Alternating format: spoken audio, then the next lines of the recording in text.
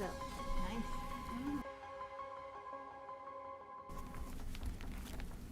All right, thank you.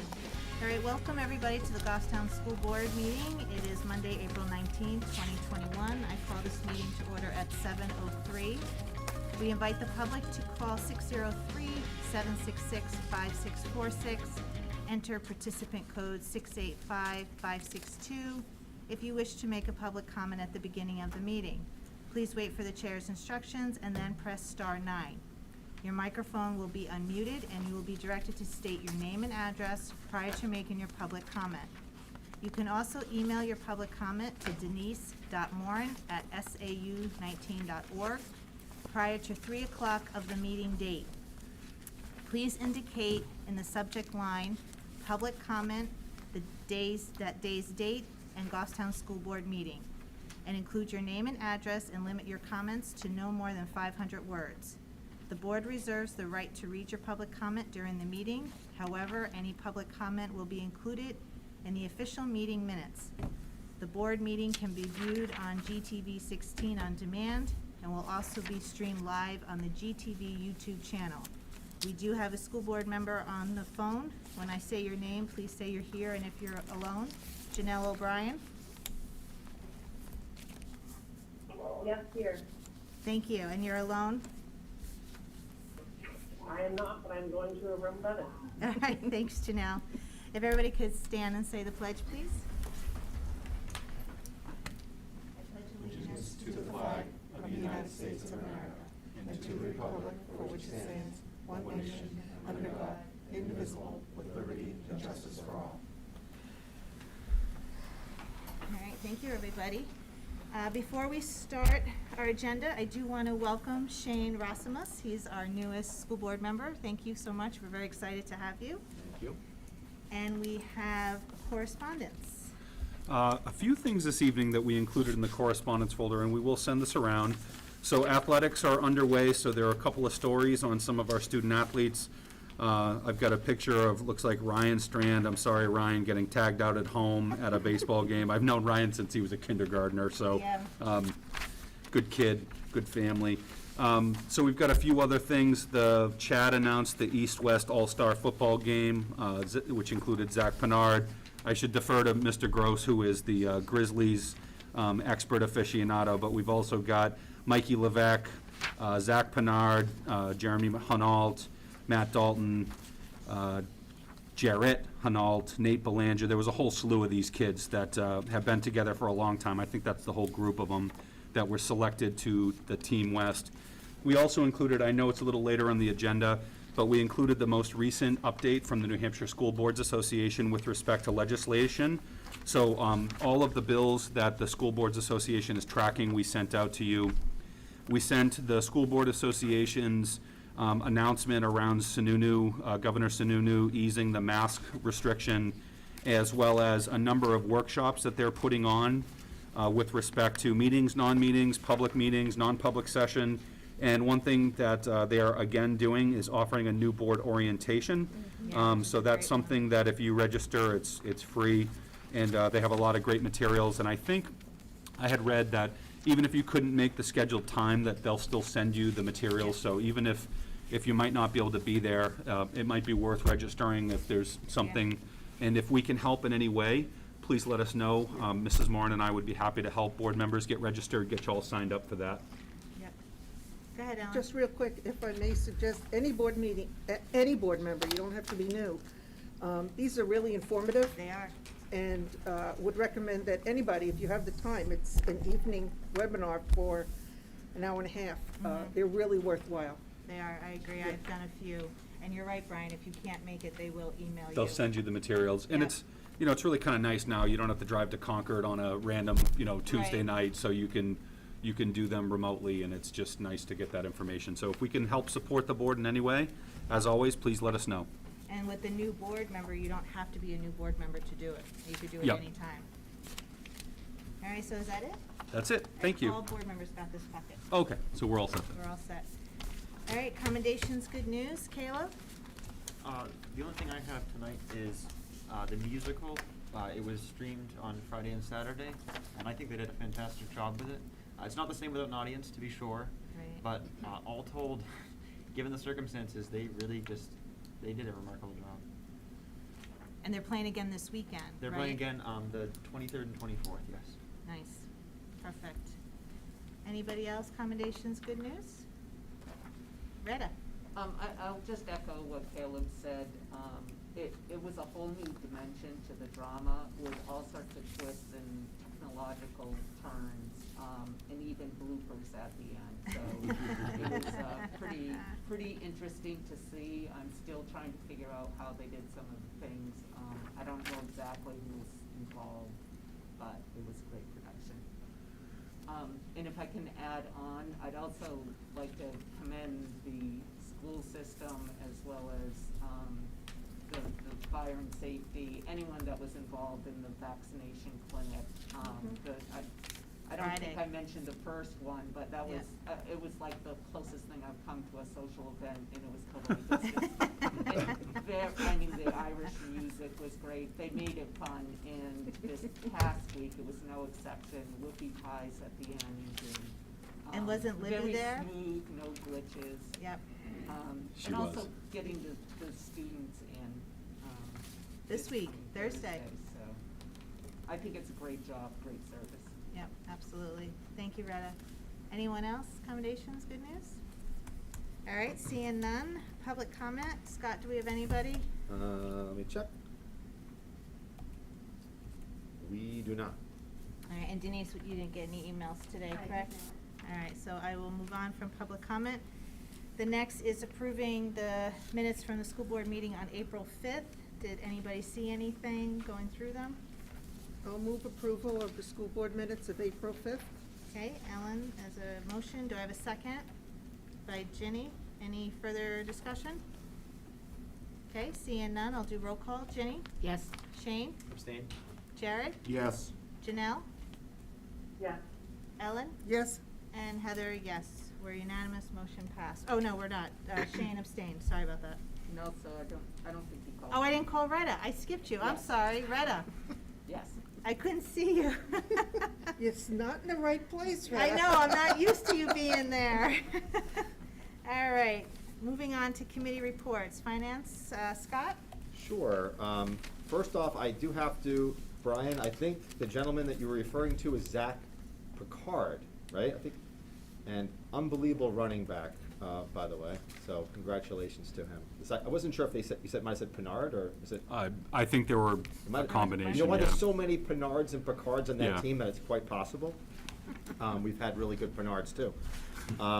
So the manifest that you have before you is for $1,570,546.05, of which, as usual, the lion's share is payroll, taxes, and benefits, a little over 1.2 million.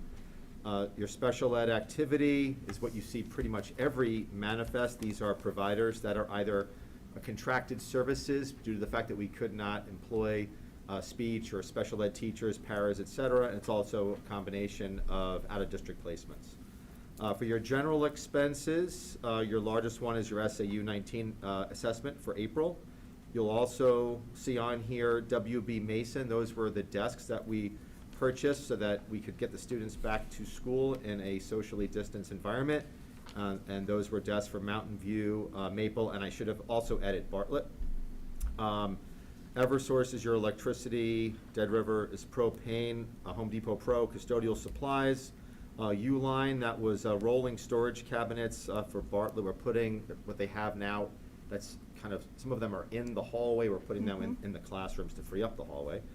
Worthington Direct was also desks for the Glen Lake School, and menu designs that was additional desk shields that were needed throughout the district to get the kids back into school. And last but not least was Performance Food Service, a little over $6,500 for food and commodities. So that's the recap of this board meeting's manifest. Are there any Ellen? questions? Yeah, I have a couple questions. The cabinets at Bartlett, how can we have space to put them back in the classrooms when we're having all the kids back, but we're still saying the 3 to 6 feet distancing? How can we do that? We had already cleared, Yeah. we've been paying this year for temporary storage at every single school. Uh-huh. We took all non-essentials out of all classrooms. Okay. So we stripped those rooms down to the bare bones. Okay. To max, particularly elementary, because remember, the minimum square footage that the state requires, our elementary schools, Bartlett and Glen Lake, don't meet the minimums. So we took everything out. We bought some desks and some other, trying to consolidate kinds of furniture, but those rooms are pretty empty. Okay, but, okay, so we took them out, we're storing them. Eventually, they'll come back into the room, I would think. Yep. And then what are we Likely. doing? Putting those cabinets back in the hall? That's not the intent, no. Yeah, we'll have to evaluate some of that when we get a little further down the road. But anytime that you have the limitation of having, remember, some of your classrooms are less than 600 square Yeah. feet. And to put 19 or 20 or 23 kids, I know. and Maple Ave, as many as 25 or more kids in those classrooms is problematic. That's why I'm asking. It didn't make sense to me that we're Yeah, putting no, them we've in. really minimized as much clutter as we possibly have been able to. Okay. And my other question is, we have 3 out-of-district place, locations, okay? I don't know how many kids, district locations. Don't we usually see a special ed transportation line here someplace? You would, but not When on we're this billed manifest. for Durham transportation services, yes. But it's, It's not associated with the school. It's a separate service. but isn't it usually on a manifest? Or am I? When the invoices are processed, Oh, so it's not on every manifest. For some reason, I thought I saw it on Scott? every That's, manifest. that's correct. It's not on every manifest. We typically they bill or invoice every month. So just like you'll see for Goffstown Truck Center, which is your regular ed, and Durham, which is your special ed, they'll bill for the prior month typically, or the current month. So it's usually on one of the manifests during the 2-week Oh, I see. period. Okay. But there So- sometimes are circumstances that we have questions and we don't pay the bill until our questions are satisfied. So Okay. Yeah, and sometimes. we did have that with Yep, regarding. there are times where Yep. you might go a couple of manifests and not see an invoice being paid because we have outstanding questions that have not been resolved. And have we had a significant change in the out-of-district placements? No? Because No. this amount strikes me as being low. Nope. Our out-of-district placements are very low, and the majority of them are court-type placements. And it also depends when And bills come in. this is not, again, this is, if, which I would love to do, is to go to a monthly manifest like this, but you would see more of them Right. if they were on a monthly basis. You'd see And pretty some much of these all. schools bill for the semester. Yep. Right. So Like you're Bedford paying for bills on a semester basis. as opposed to a month. Okay, okay. But there's been no change in the No. number of children or No. anything? Okay, thank you. Thanks, Ellen. Anyone else questions for Scott about the manifest? All right, so I'll need a motion to approve the manifest I'll move it. by Ellen. And One second, Mrs. Jim? Janelle seconds. Thank you, Janelle. Any other discussion? Seeing none, I'll do roll call. Ginny? Yes. Shane? Yes. Jared? Yes. Janelle? Yes. Retta? Yes. Ellen? Yes? And Heather, yes. Motion passed. We're unanimous. Hey, Scott. So the next one addresses the district's long-term disability and life insurance. And for many of you who are at the SAU board meeting, I know Jared and Ellen, you weren't able to attend that one, it's the same, pretty much the same story. So the SAU has been working with Lincoln Financial since July of 2012. Kate did an RFP to re-quote our life, our term life, as well as our long-term disability insurance. And she had 3 different vendors that she went out with, and the lowest price was Lincoln Financial, and not only that, but the others did not meet the criteria that we needed. Again, you've heard that before last week. So it is Kate's recommendation and my recommendation to proceed with Lincoln Financial as your insurance provider for long-term disability and term life. Anybody have any questions for Scott? And the price is a tad bit lower than what it was. Okay, so you need a motion to approve Yes. that.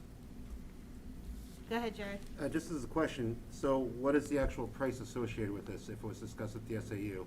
Because I'd like to understand some financials if we're looking for a motion to approve a contract. So you wanna know what we spend for No, those? what the contract for, Do you have it in front of you? No, it was given, I know, in the SAU stuff in the email, Okay. but I don't think I have it. we have it tonight. I think I have it. All right, so it's 11 cents per thousand for life currently.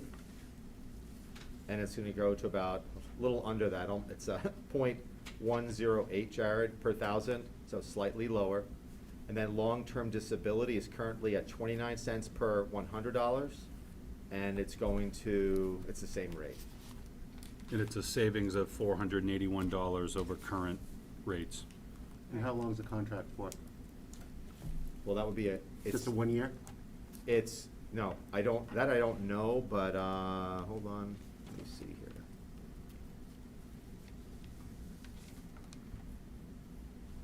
I don't have that, but it 1 would, it year. would not be, 1 year? it's not, I don't think it's 1 year. I can certainly ask Kate, but.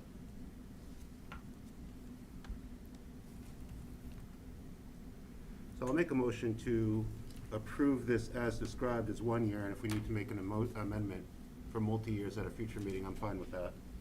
Okay, thank you, Jared. Does that work, Scott? It And then has we to, I could guess, change right? it at the next meeting if we need to. Yeah, as I don't know, I mean, I know we typically renew with them on a year, they send us their rates, so. Right. Okay, It's so just a let's matter be- of like repricing it. So typically you accept the rates that they give you, but then after doing that for a while, you say, hey, you wanna go out to bid. Same thing like Health Trust, we have Health Trust. Mhm. And then at some point in time, you say, hey, we should rebid something, so that's what Kate did, so, All I right, don't so know why if don't we that- do 1 year, and then if we need to change it at the next meeting, we can. okay. So I have a motion from Jared. Do I have a second? By Ginny. Any other discussion? Okay, seeing none, I'll do roll call. Ginny? Yes. Shane? Yes. Jared? Yes. Janelle? Yes. Retta? Yes. Ellen? Abstain. Okay, Terry? Abstain. Okay, and Heather, yes. So we have 2 abstentions and the rest, yes, motion passed. Is that it for you? Yep. Right now? Yep. All right, thank you, Scott. So next is Budget Committee. That's Jared reporting. Thank you, Ms. Chair. Budget Committee meets tomorrow for our first meeting the first meeting since the election. They're actually doing it a little bit differently. They already have an interim chair, which I thought was Oh. really interesting, because an interim chair called the meeting. But anyhow. That changed today. Okay, so that's Sorry. old news. Okay. But the important thing is the meeting's tomorrow at 7 PM. All right, thank you, Jared. PNC, Retta. Yes, PNC has not met for a very long time, so it was good. We actually had quite a few agenda items to talk about. The first thing is, yesterday marks the beginning of Volunteer Appreciation Week. If you can remember, last year we were in a little bit of a disarray, not meeting, and so we didn't have an opportunity to acknowledge folks last year. This year, not as many people are volunteering, again, because of the situation, but we know that volunteers are critical to a lot of organizations and activities within the schools. So we just want to acknowledge all of the volunteers that make things happen at our school, and they're really appreciated.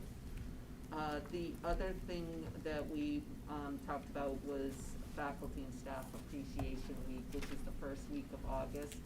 And if you recall, over the years, we've done a lunch buffet in the morning at all of the schools, and Megan Bizzaro made that happen. That's not going to be possible this year. Again, the food and delivery with everything else going on. But we did discuss a couple of other ideas, including using social media not only to recognize them, but encouraging families and students to reach out to their teacher and staff within the schools. as well as a direct communication to those individuals. So that's what we have planned this year. Also, the retreat, again, last year that didn't happen. But we are looking at the retreat this year, and we discussed ideas of what could happen. Historically, we've always had it on either the first or the third Monday, and we combined it with a board meeting. So we're planning on doing that. One of the things that we are looking at is having some sort of workshop, bringing in an outside person. We're still working on those details. But we're leaning towards the 21st. In the past, we try to have that meeting around 3 o'clock, 3:30. And that will include dinner, which again, will be a little different than it's been in the past. But I just want to check with the board that the 21st is going to work. 21st of And what? Pardon me? 21st of what? Of June. And if so, are there any hardships with starting that meeting around 3 to 3:30?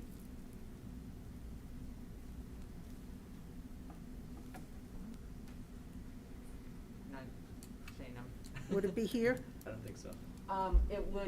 We haven't decided the location. Typically, we don't have it at the high school. I know. In the past, we've had it at St. A's. So that is one option, probably not in the room that we've used in the past, but we'll look at other rooms. And if not there, we've got some ideas of other locations. So does 3 o'clock work for everybody here? And Janelle? Janelle, is 3 o'clock work for you on June 21st? June 21st, 3 o'clock works for me. Okay, thank you. So Okay. 3 o'clock is good? That's not hard for teachers, people working? It's right after school ends. Okay. Oh, right, the 21st, that's right, school is done. Yep. All right, Ellen, did you have Oh, a? I had a question. I may have misheard you. Teacher Appreciation Week is when? The week of May 3rd. I could have sworn I heard you say the first week of August. I'm the only one that heard that? I Yeah. heard that as well. Did you hear? Okay, August? thank you. I don't remember it coming out of my mouth. I'm in trouble. First week of May. First week of May. Okay, thank you. I'm Oh, sure our can- teachers won't be there. Can we give each of our teachers, an annual plant or something? In appreciation? I guess my question would be, do we have a budget? I've never had a budget to work with. I don't so- know, Brian? Mr. Gross? Well, if we give them lunch, if we provide lunch Isn't this like a P sometime. and C committee meeting Yeah. thing, right? So maybe that would, That would be something to discuss at your I next would just, I mean, meeting. we're gonna talk about, I don't know, like, Do you have another meeting before the May? like, Yes. No, but I could We'll, work with. we'll meet Brian. in, well, maybe not before. Maybe you two of you can touch base. Okay, I just think it's nice to give them yeah, an annual or Cosmo or something. They're beautiful, whatever, and I. you know, a little. Right. Okay, so I'll touch base with you. If you and could we tell me can- how many, I maybe can get some prices for you, Yeah, I'll, if we want to do that. yeah, so I'll touch base Is with anybody you and opposed we'll to see them if we talking have a about it? budget. What's Does that work that you two could talk about that? Yep. Everybody good So with that? Do we have the okay for that expenditure for whatever it is? I Well, don't know. there is a budget line for the food, which wouldn't happen, so Okay, yeah. that, you know, Scott and Retta- the two Retta of you can would have call to me. talk. Yeah. all right, thank you. You're welcome, Ellen, thank you. Retta, was that, you had more? Yeah, the one other question, so there's a lot of ideas that we talked about for the agenda, and we'll continue to work on the agenda, you know, including the contracts and budget discussions and subcommittee goals and our vision for the board and looking forward. One of the questions we had is, in the past, we have had a board, self-evaluation, and I don't know if this is something that the board would like to do. It's up to us whether we want to do this, and this was done, there was a number of questions and everybody turned them in, and, you know, we had them compiled prior to the meeting, so is this something that the board would like to do again? Because we'll consider that for the agenda. What does everybody think? Alan? Were you raising I'm your- for self-evaluation Yeah, whenever we can, so we can always work to seeing how we can improve ourselves and our Absolutely. purposes and everything. So I'm on board with is that. everybody on board with filling them out and having them? Okay. So I have the questions that we used 2 years ago. Right. And maybe I'll bring that back, or I'll have them shared out, so if anyone has ideas for different questions. They're to not in our ask. regulations, in our policies? No. No. Really? Oh, okay. So I'm happy to, you know, if we want to improve any of the questions, since Okay. we'll be contributing to that. Our next meeting is scheduled for May 3rd, however, we may need to postpone that because we have scholarships that we're going to have to discuss. So we just need to check when that scholarship conversation comes up. Okay, perfect. All That's all I right. have. This is Janelle. Yes. Real quick, I had a question for Retta. Yeah, go ahead. Yep. I was just curious about the evaluations. Can we get, are there copies from like last year that we can compare this year's to? I have, we didn't do one last year, but I have the original, I have all of them. So Okay. Brian has Yeah, some, he so can share it's, that. it's not, the only archive of the discussion would be in the minutes from the meeting. So it's really just a discussion. It's not as formal as, you know, ranking and quantifying. So it's more just a general discussion for the board. Is I guess it- I was just wondering, like, if we're looking at an evaluation, it's nice to see a longitudinal, you know, if we're setting goals for ourselves, if we've achieved those goals and kind of for ourselves. I'm not looking for copies of everybody else's, it's just for my own, to kind of gauge where we're Mhm. at. So we can compare? Right. I don't know, do you have, But if it's just a discussion, that's fine too. I didn't want to, I'm not like trying to be difficult, I was just curious about it. yeah, I think we just answer questions and then Yeah. we do discuss those questions and answers and how we did the year before, where we could do better, where we thought we did great, and what our goals are for the Mhm. future. And is this something we do at our retreat? Yes, Okay. yep, and the retreat will be in person. Janelle, is that gonna be okay? And that'll be all right for me, yeah. Okay, perfect. Anything else, Retta? Nope, I think that's it. All right, anybody have any questions for Retta before we move on? Well, thank you, guys. You did quite a bit tonight. All right, moving on, policy review. We have a meeting scheduled for Monday, May 10th at 5:30. It's scheduled, I think, as remote. Is that still gonna stay remote since we're now back in school? Do we wanna do that in person? Do you know? I think the recommendation of MC would be to have it as a remote meeting, I think just because it's easier for everyone involved. Okay. But we'll follow the board's lead. You know, we had Okay. over 900 kids in this building today, so we can Right. certainly have a Okay. few adults sitting around a table. So I can talk to MC, so we can, that'll be determined, whether it's at the SAU or a remote. So I have, if I may, Yes, maybe I'm misremembering. When do we, isn't there a policy about the use of remote participation?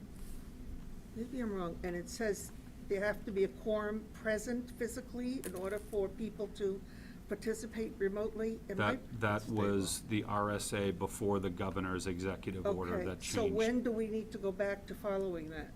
Well, when the executive orders are lifted. All of them? Well, that one in particular, it wouldn't necessarily have to be all of them, but it would Okay. be the one that pertains to, it's at the RSA. yeah, to the Well, meeting. It just, it's probably just me.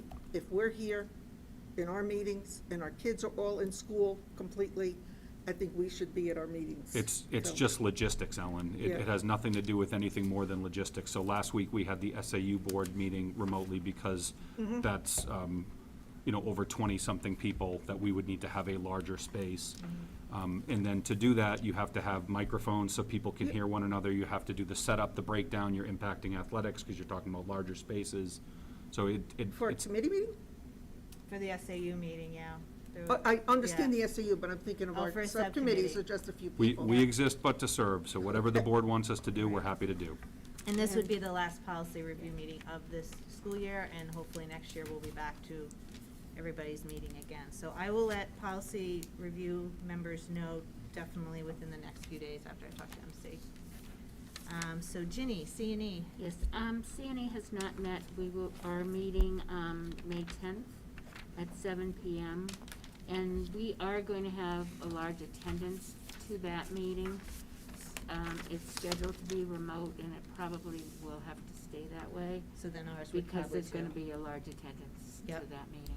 Okay. All of the administrators Right, this is the big one. and ancillary people will be there, yeah. Okay, And that SAU room will not hold. right. All right, so you're good? Yes. All right, thank you, Jenny. So superintendent report? Thank you. I wanted to let the board know that we're working on a live spring concert for the high school. We had a tentative date that I'm gonna not give out right now because I think we're changing it because of our student vaccine clinic. But we're looking to have our large ensemble groups like the high school band and choir perform in the gymnasium, and the orchestra would perform in the Hebert Theater. We would be looking at all of the performance COVID restrictions and requirements. We'd be looking at 2 guests per performer, so it'd be about 150 people altogether. All the expectations that we would expect. If we can have volleyball games, I would think we could have a concert, so we're working on that. Schools are going really well, so today, all of our high school students were here full-time. They're here all week. The other schools had already made that shift. 7th and 8th graders returned fully today, so I was here at the high school for several hours as well as Mountain View, and things were going really well. Teachers have done a great job. Students are being spectacular. I wanted to give the board an early heads up that our kindergarten enrollment is outpacing any previous year. So we already have 140, and normally at this time of the year, we trend at about 115 to 120. So right now, we're up what looks like, in all likelihood, 1 additional class section. Mrs. Stoyle has voiced her concerns. I have asked her to watch it very carefully, and we'll have more to come. I don't want to ask for any remedy at this point, but right now, the numbers are concerning. I wanted to let the board know that I have continued to receive inquiries about foreign language students, so this will be something that the board will have to take up before we get too much further towards the summer. And it could be that at this point, there's no decision, or it could be that there's a decision that people may not like. But it's probably going to be hard for us, and I've tried to ask people to be patient, that at this point, I don't want to speculate about what the fall's going to look like. I think a lot's going to happen in the next 3 or 4 months, and You it's mean really foreign going to be hard. exchange? You mean exchange students? Exchange students. Okay. You said Foreign 90. exchange students. Yeah, coming I here. heard you say foreign language students. No, excuse me, No. foreign exchange students coming here from other countries. Right. So I have had a number of inquiries, and I wanted the board to know that they continue to inquire. We are looking for a joint area meeting. This was discussed at the SAU board meeting last week. I was looking at the possibility of Tuesday, June 1st. That Monday is May 31st, which is the holiday. I think that's the holiday day. Yeah. But that week, as a possibility on Tuesday the 1st. So I wanted to preliminarily put that out to this board, and this would be the full joint area board, as we discussed last week. So Tuesday, June 1st, I will bring that date to New Boston and see if there are any kind of issues or conflicts. I was trying to stay away from a Thursday. I don't know if I had Thursday right, Jared, or not, but I tried. At that point, we'll be good, but that's usually a vacation week as well. I know that if my attendance is required that first week in June, I will not. All right, be well, there. I struck out with you anyhow Yeah, then. there we go. What But Not about me this time. no time set, Okay. maybe 6 PM, but that's just a preliminary date, so I wanted to let you know about that. Caleb mentioned the Addams Family. That streams, I think, for next weekend, 2 more days. You can't do it on demand, so you can't watch it whenever you want. You have to watch it at one of the set performance times, which are both 7 PM next weekend. So I know I didn't have the chance to watch it this weekend, so I'm looking forward to that next weekend. And there is a cost associated with that. Mr. Gross, I think, overruled me a little bit on this one. I thought it was $2.50, but it's $5. So just be prepared when you log on, you have to pay $5. So I wanted to let everyone know that we continue to look at academic and social emotional supports for next year. I'm working on a presentation that will have kind of the concept of recovery for all. That's something that we've been talking about, and we have some more work we're doing with that. We mentioned the student vaccine clinic that's happening this Thursday. Again, I remain very, very grateful to the Manchester Public Health Department. They've been great partners for us. We've got almost 300 students signed up for Thursday, and we also allowed +1s and +2s. So we have in total about 450 people to 500 people that we're expecting. And as we did just this past Friday, we'll run the clinic ourselves. It's all of our nurses, it's our local firefighters, and again, many thanks to Chief Allard and Chief McDonald from New Boston for supporting that. And how great for these families to be able to get the shot several weeks earlier than if they signed up on their own, and they don't have to go to another site. So they're someplace they're comfortable. You know, sometimes even older kids are nervous about getting shots. So we're glad to have them here with us. And my last item, and I wanted to let the board know, I'm not going to review the COVID numbers anymore at this point. It seems like I'm happy to do it if people want me to. It takes me very little time to pull it together, but at this point it doesn't change anything. So I really didn't think it was a good use of my time. The last piece I wanted to mention was masks. You're likely aware that the governor has lifted the mask mandate. I have had a number of inquiries about that.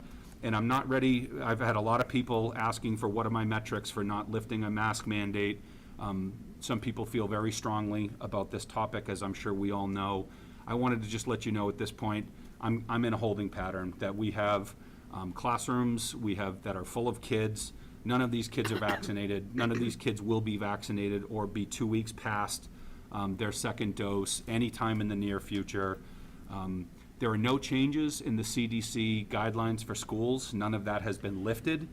The governor failed to mention that, but no guidance for school districts has changed. So we have 6 weeks of school left when we come back after vacation. My recommendation continues to be, we're going to continue with masks. Let's finish the year strong. Let's keep everyone healthy. And at this point, I'm hearing other superintendents speculating about next school year. I'm just not ready to do that. I think a lot's going to change. I think we're going to be shocked of how fast kids are going to be able to get vaccinated for the families that choose to do it. I told you, I think your last meeting, that the trials are going on for Pfizer down to age 12, and Moderna is doing trials down to age 6 months old. So in all likelihood, children will have the opportunity to get vaccinated in the next 2, 3, 4 months. It'll depend on when the emergency authorization is given by Washington, but in all likelihood, despite the fact that, you know, numbers are high, they continue to be high. The percentage of people in the state that has gotten at least one dose is pretty good comparatively to the rest of the country. But at this point, I think it's really too soon to speculate about next fall. And that would be it for my updates. Thank you. Great. Happy to answer any questions. Thank you, Brian. Ellen, I see your Yes, hand up. I think you mentioned a joint area board meeting. I did. Was there a particular topic, or is that our spring meeting, or? No, that's just it's to discuss the area agreement For the full board, for the full board. all of us in all of New Boston. Separate from having an? Yeah, we have to meet once a year It's as a a meeting full that board, Yep. mandated. per the area agreement. And then the subcommittee meets once a year. Oh, but there wasn't a particular topic? The topic is actually the area agreement itself. So it's the contract between the Goffstown and New Boston school districts. Okay, thank you. So we'll put together an agenda in preparation for that meeting. And this is a big year because next March, we need to have the area agreement on the ballot 2 years prior to the expiration. The area agreement expires in 2024, and we have to have it by RSA on the warrant for the voters 2 years prior to the expiration. So there's quite a bit to talk about, whereas most years, it's not as significant. This year it is. Interesting. Okay. And our subcommittee doesn't know, has our subcommittee met on that? We did, we met in January, and we're supposed to be having another meeting soon. Thank you. Thank you. So just to clarify, the vaccine clinic is for 16 and up, correct? It's not for all kids? That's correct. I'm sorry if that was unclear. And it will be a Pfizer clinic because only Pfizer has been approved for 16-year-olds. So we will have all Pfizer shots that day, and at some point in the future, we do anticipate authorization being given for younger kids. So I jokingly said to the administrative team today that when we're doing our student clinic on Thursday, get ready, because this won't be the last one of these we're going to do. So in all likelihood, I would imagine that we'll probably do something similar for younger kids. We'll see what happens. I know Manchester did one today that they had Walgreens come in and do as kind of like a vendor service. I like the personal touch of our nurses giving shots, of our local firemen and paramedics being here, but I'm not open, I'm open to anything. If it helps people get the vaccine and get it sooner in a way that's convenient for them, then that's what we'll support. Yeah, it's wonderful. Thank you, Brian. Thank you. Any questions for Brian before we move on? Just a statement, I think a familiar face is good for kids, Absolutely. so, yeah. Yeah, Plus, and- they and- had the police dog Libby here on Friday, Oh my goodness, how cool. Yeah. right? Good sport dog. Yeah. She's a support dog, and I think she supported Mrs. McGrath more than others. And I don't think Kate needed her. Kate just loves dogs. Right. All right, so moving on to old business. Updates, building committee discussion, Brian?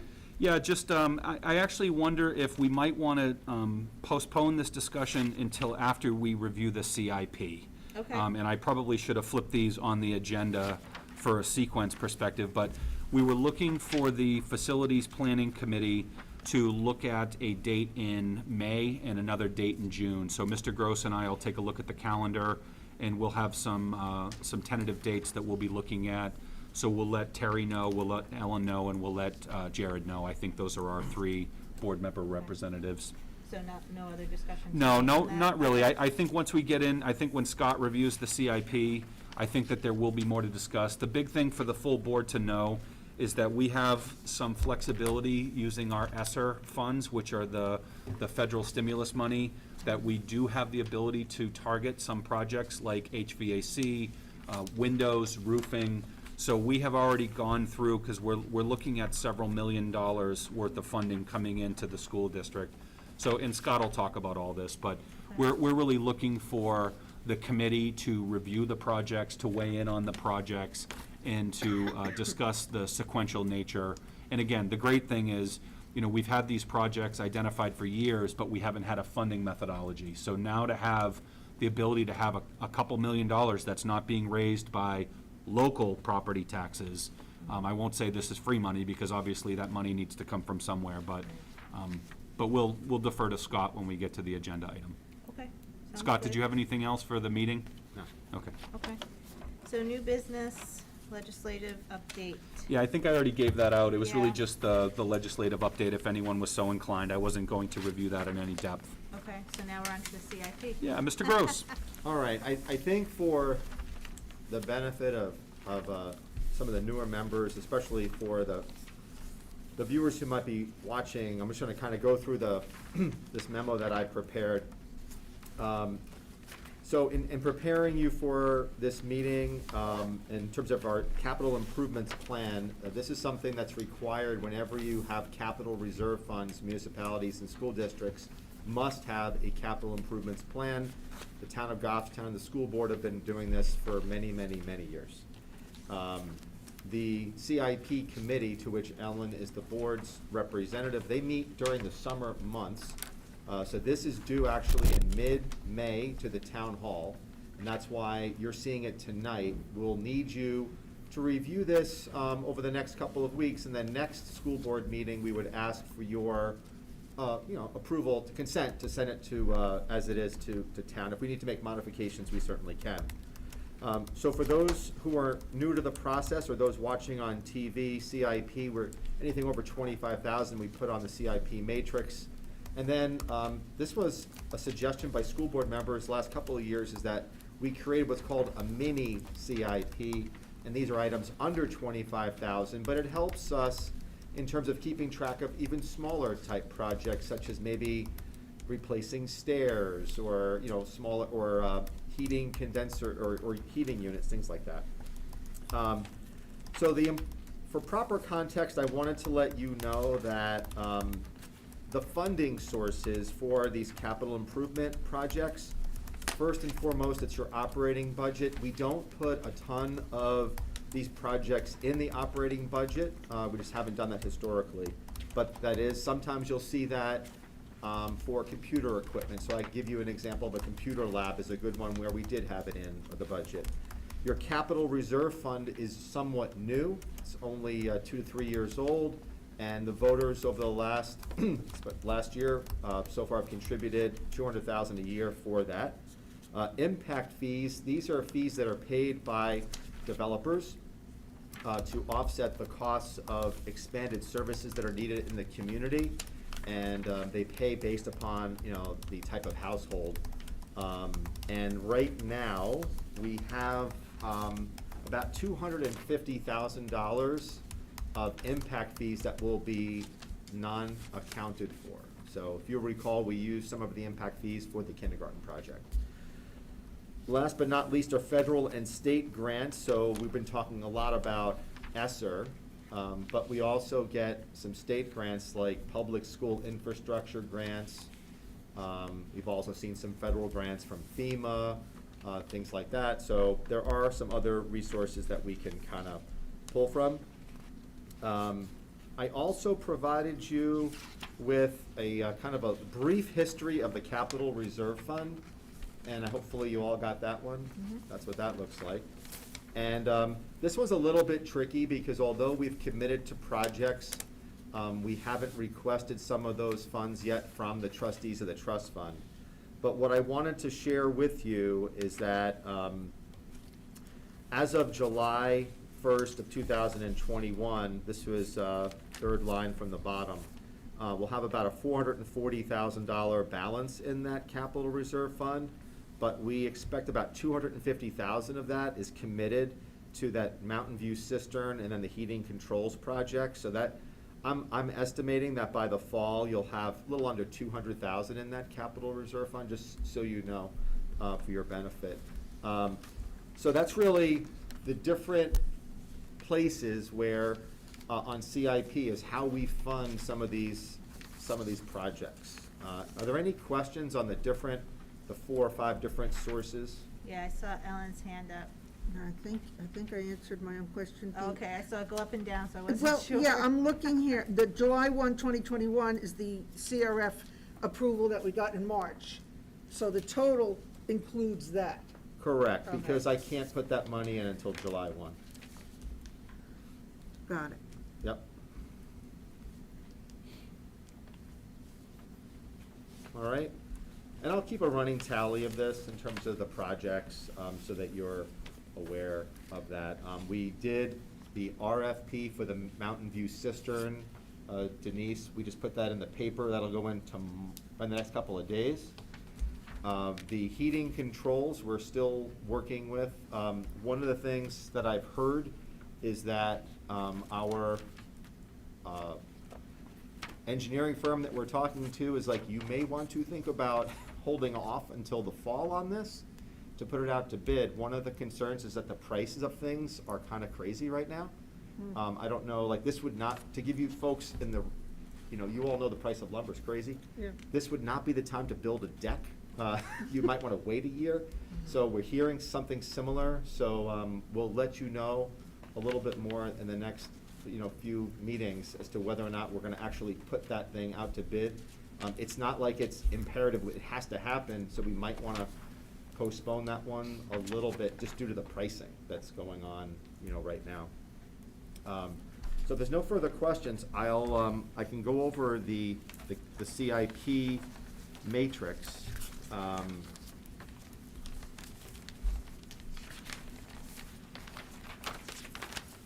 There are we made some changes to some of the amounts, as well as we've added some things. And really, I think it was, I'm not sure which board member that I was talking, it might have been Jared, I think it was Jared. I was talking to him recently and I forgot about, you know, we did lighting in our gymnasiums, and the company that did that lighting project said, hey, don't forget, we're gonna be doing more of these big incentives, and then it dawned on me as I was walking through Bartlett School, which has the older lights, it's like, yeah, we could probably do a lighting retrofit there, so I added that under district, because I'm not really sure what buildings we're gonna do it in, so, but I did, at least it's a good, reminder that those things are out there. So for Bartlett School, window replacement is a big thing. It's part of one of the few things that's actually spelled out in the ESSER grants is that windows and doors are clearly something that you can spend ESSER funds on. So we have put that as a summer of 2022 type endeavor project. Bathroom renovations at Bartlett, that's been on CIP for many years, and that's in 2024. And then you'll see that we have roof sections, and one of the things that Randy and Dawn, who's our facility supervisor, they talked about was it would be better if we were to cluster our roof sections at the same years to get mobilization, get a better price. So you'll see that for some of the schools, we did cluster them. So at Bartlett in 2023 is a cluster for roofing, and then in 2024 it's Maple. The next thing you'll see there after roof repairs is a replacement of the media center computer lab in 2023. That's unchanged.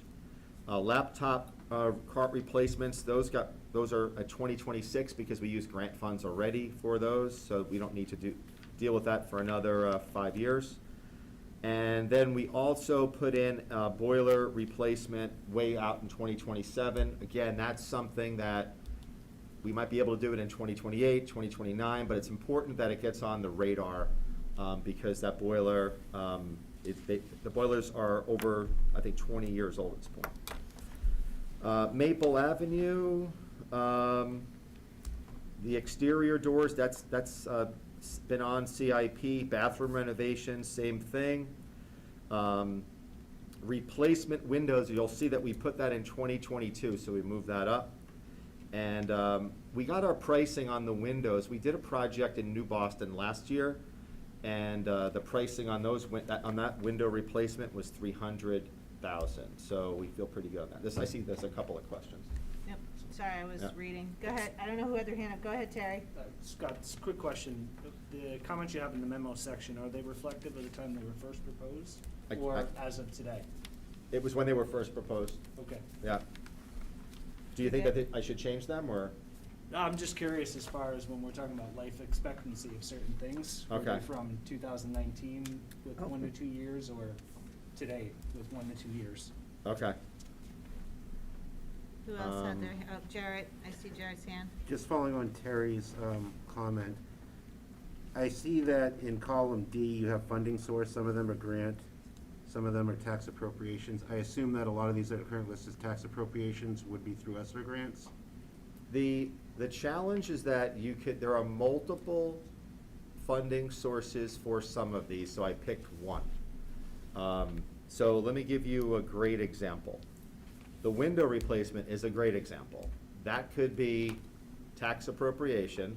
It could be capital reserve fund because they're technically a replacement of existing capital assets.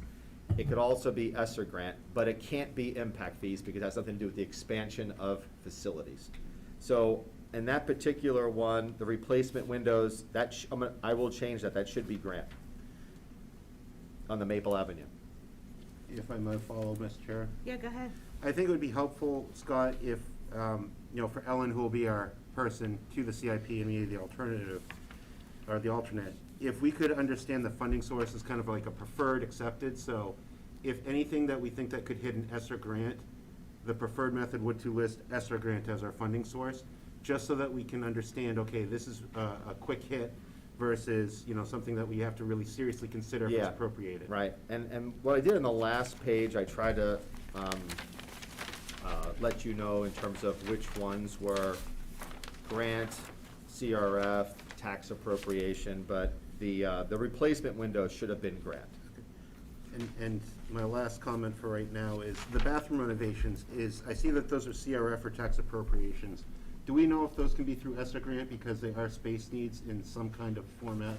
or another? Very unlikely, For bathrooms? very unlikely. Okay. I mean, I'm not saying it's impossible, but we typically, everything that we are gonna ask ESSER funding for, I have to fill out a two-page form and send it to the state to get pre-approval.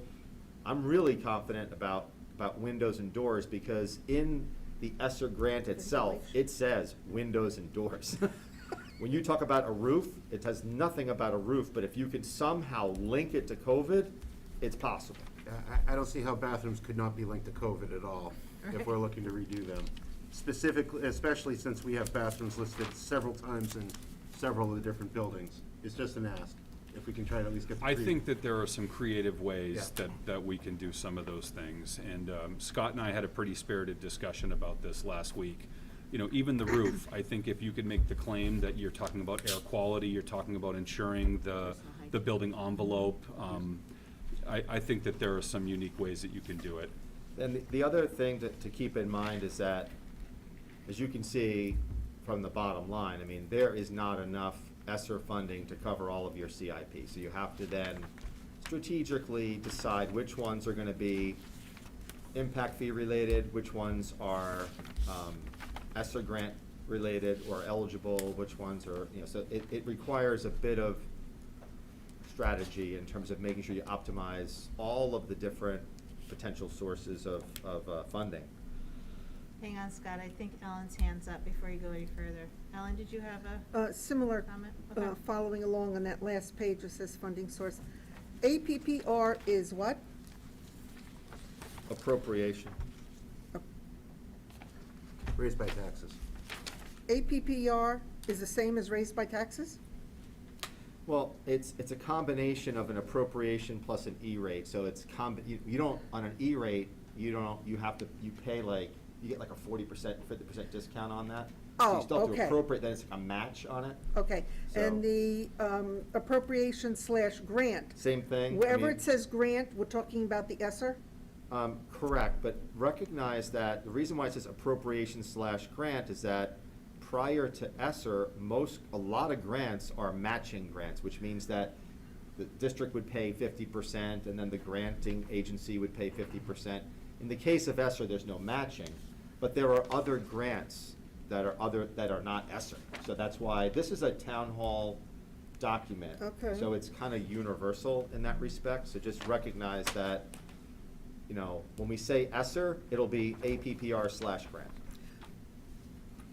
So it includes any other kind of grant Any we can grant, get? right, Okay. yep. I'm looking at, and I know I had asked this earlier, we also have what we call our mini CIP. I'm looking across and I'm seeing the total of our big CIP wavering quite a bit. The 2022, then it comes down to a little over 2022 is 2.3 million, 2023 is 1.1 million, and then 2024 is almost 3.5 million. Is there a way this can be leveled out better? The answer to that would be no. Okay. And the reason why it's a no is that as I go through this, you'll see that there's one large item that The kind turf of, fields? that is, you know, aspirational in nature, but yet it's $1.5 million.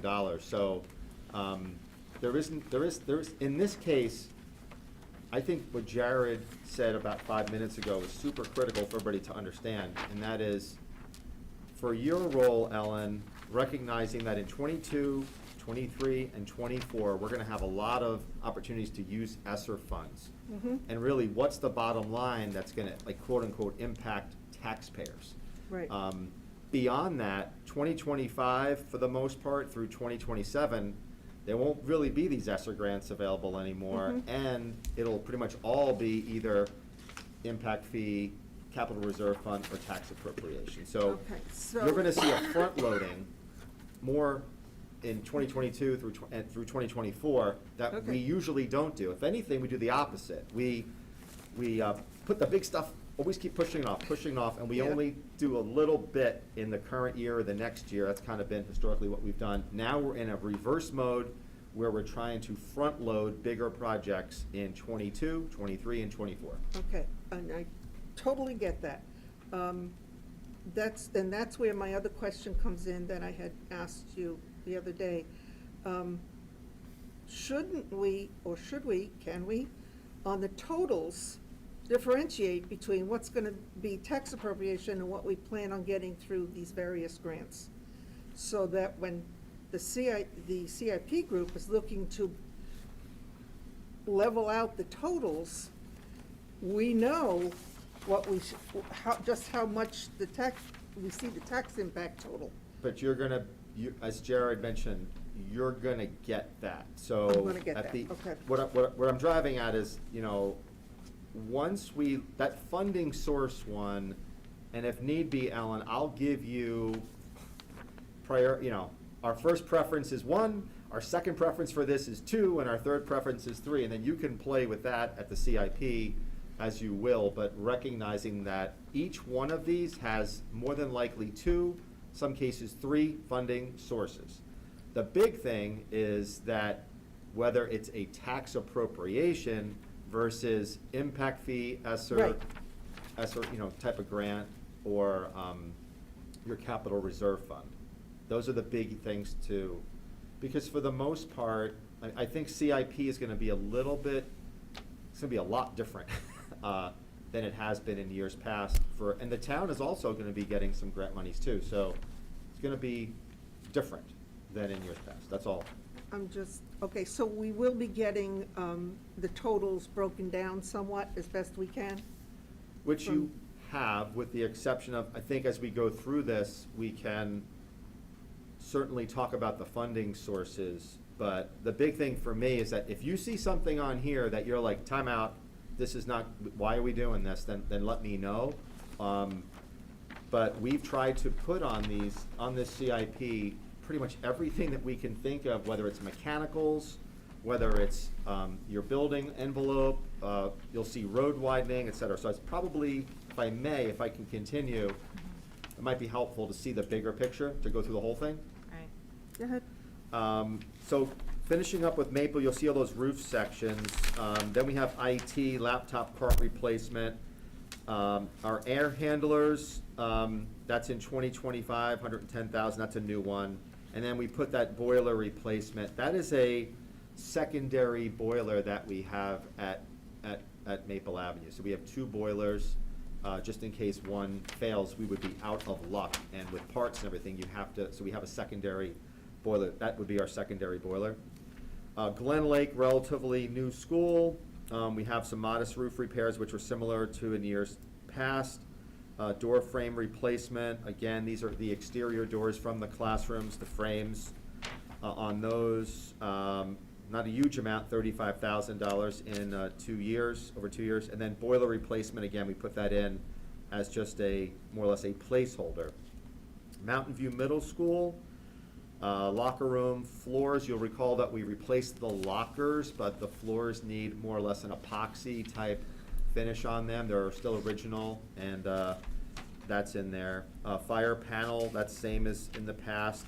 Cafe tables, they're in there for, I think, 3 years out. We've repaired a ton of them, but again, these are the ones that are collapsible. These are not the ones that go on the wall. We've abandoned those. These are ones that are, they're round, kind of like the ones you see there. The hilltop windows, that's a glass block that is not only energy inefficient and horrible, but they require always repairs, and we're looking to replace that block with pretty much windows with more or less like an infill of material, and that's about $50,000 for that. That'll be part of that window project. Scott, is there a reason it's a desirable and not a necessary? Not a whole lot.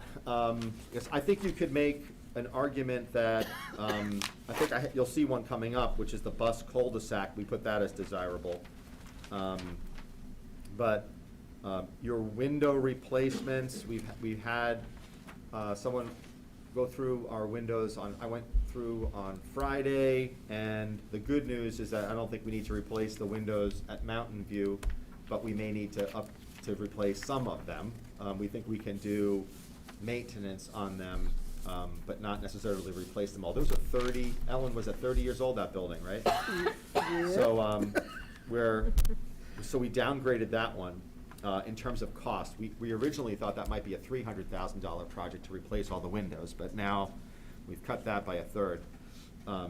So By you 2/3, I should say. You want to make the hilltop windows still just desirable? Okay. I think when we're doing, our plan is to do all of the windows that we can in 2022 and do it as one package so we get the best pricing. So that's why you'll see that we pushed all windows to 2022. I see. Your septic replacement, the latest and greatest on that one is that we did have St. Ange inspect our systems. We're waiting to hear back the final word from that. So one of them we know is good, one of them is underneath the parking lot, so that one, not sure about, and there's another one that we're waiting on a report on. So, but again, we're trying to be proactive on that one because it's 30-year-old school, but they've been very well maintained. So the bus cul-de-sac and then the entrance and the road widening, we put that in 2024.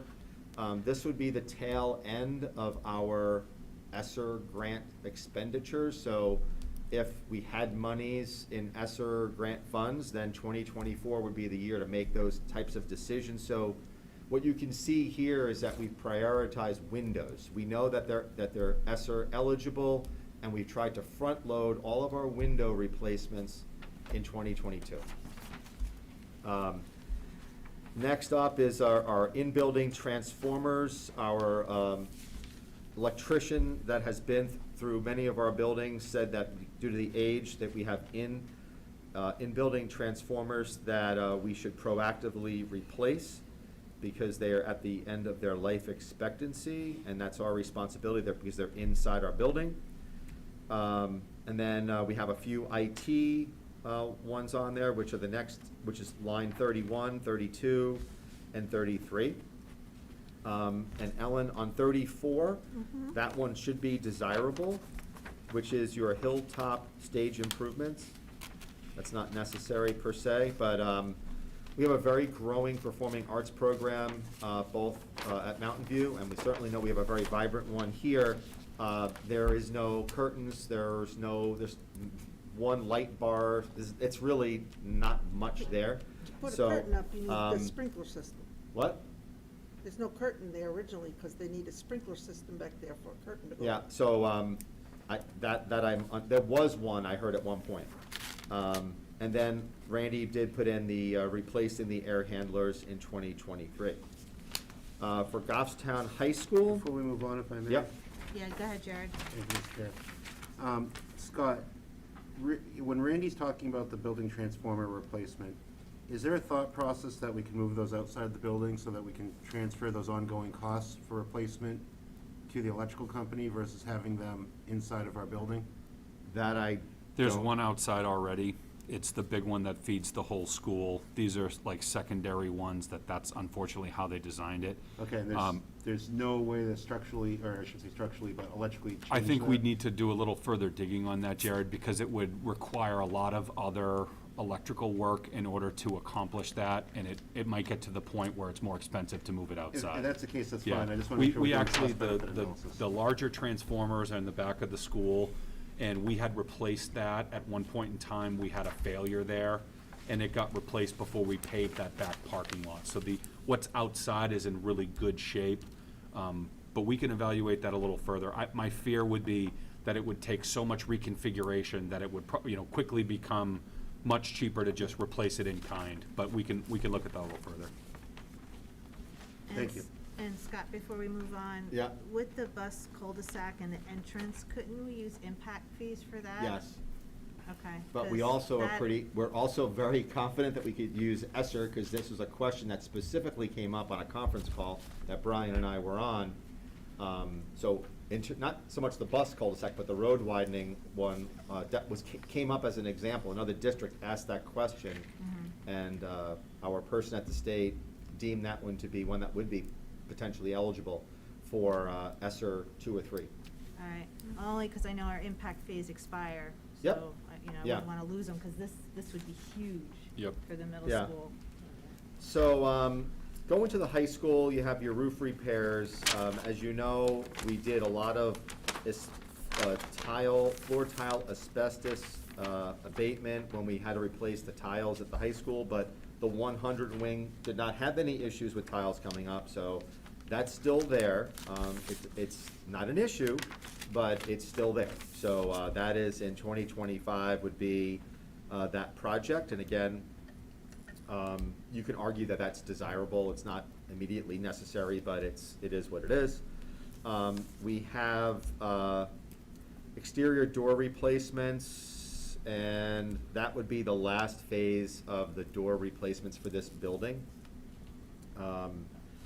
We have a drop ceiling, which also is more or less a desirable thing in our tech wing, and painting of lockers, which is more of a maintenance type issue, and that's in the building. It's electrostatic spraying to maintain our lockers.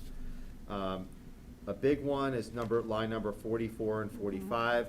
This too has been on the CIP for many, many, many years. It's always been in the out year. And it is, you know, my belief and others, I think, that in terms of our theater infrastructure, which is line 45, we did get a bid on replacing, the seats are 30-plus years old, and I think 15 to 20 of them are broken. So the seating bid, I think we got was somewhere around 75,000. And so with state, if you ever been, people who have not seen behind the stage, I would ask you to look behind at the stage, because it needs a lot of work behind the curtains, shall we say. But about 300,000 would be dedicated to replacing the seats, house-type lighting, just modifications on the inside, but then also stage area. We did do the rigging. There's additional light bars that are needed. We did some of the sound system. So I think we've chipped away at that one, but that's another biggie. And then the theater, when we say expansion, we're talking about storage per se.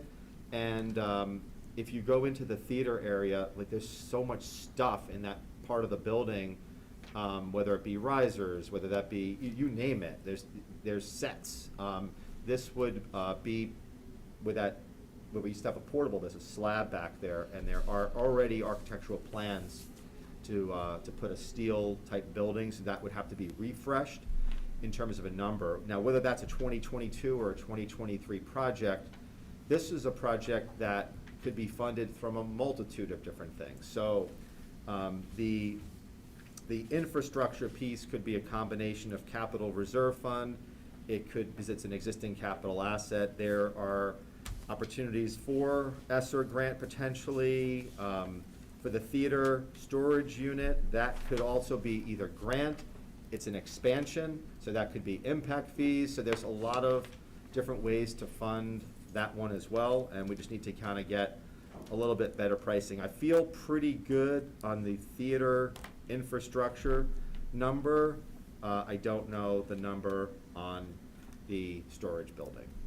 So that one, I think, Brian, it was in that ballpark, but I saw that there was an RFP for plans, but I never saw the costing on it from many, many years ago. Last but not, to be on line 46, if you're ever in the tech wing, those have 30-year-old windows, if not older. If you see from the outside, those are in rough shape as well. So we would, again, lump that in together with a district-wide window renovation project. We have a modest drainage issue between the upper parking lot and the tech wing. It's that it's coming from where the student parking is, and it kind of goes through that, I don't know, that bike thingy, which, by the way, as an insurance guy, I don't know who approved that one, but if you did, not a good move, but it's a liability hazard. Needless to say, it's that area there. And we have, when in the winter months, it gets very icy. I don't know if you've seen that, Caleb, hopefully you've seen, like, it just gets bad. So I don't think it's a major fix, but it's something that needs to get addressed. Line 48 is a generator, and, you know, that one is one in which you're able to sometimes get FEMA-type grants and others.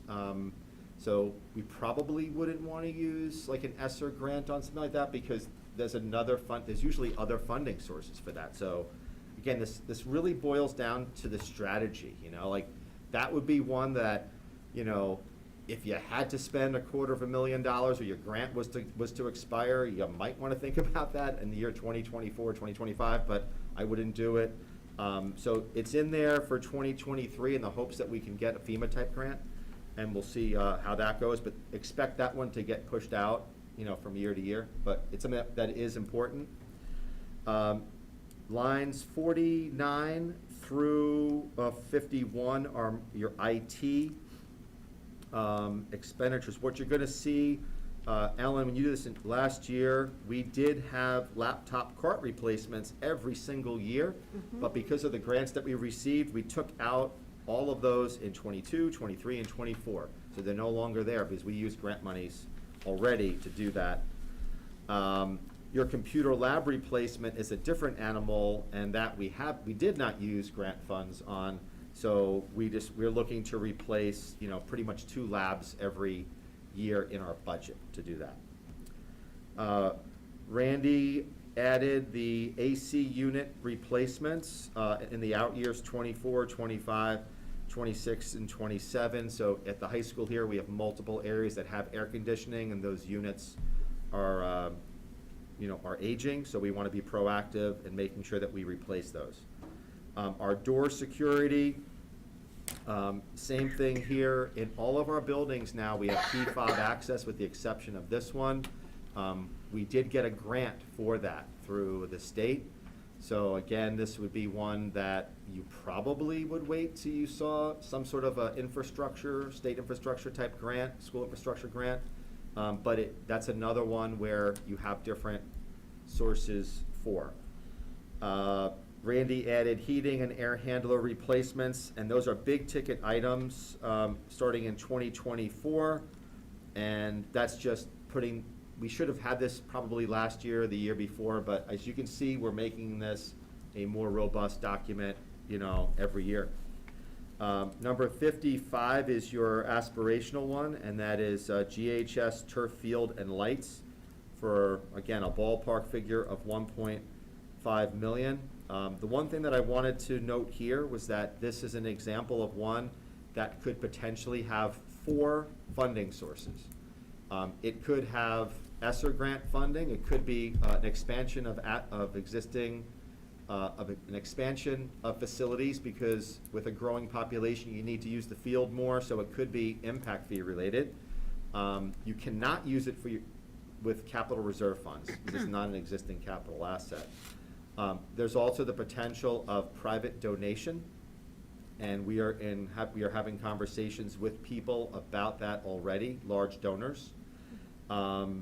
And then there's also a warrant article attachment to that. So you could foresee a warrant article that was to raise and appropriate, hypothetically, $1.5 million, of which $300,000 came from taxes, $500,000 came from donations, X amount from grants, X amount from capital reserve fund. So I put that on there. I know it's been talked about. This could be one of those once every generational things that you can do.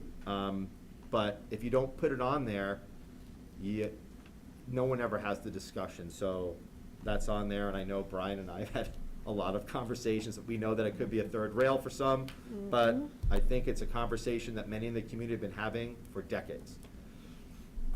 If I could just finish up with the high school.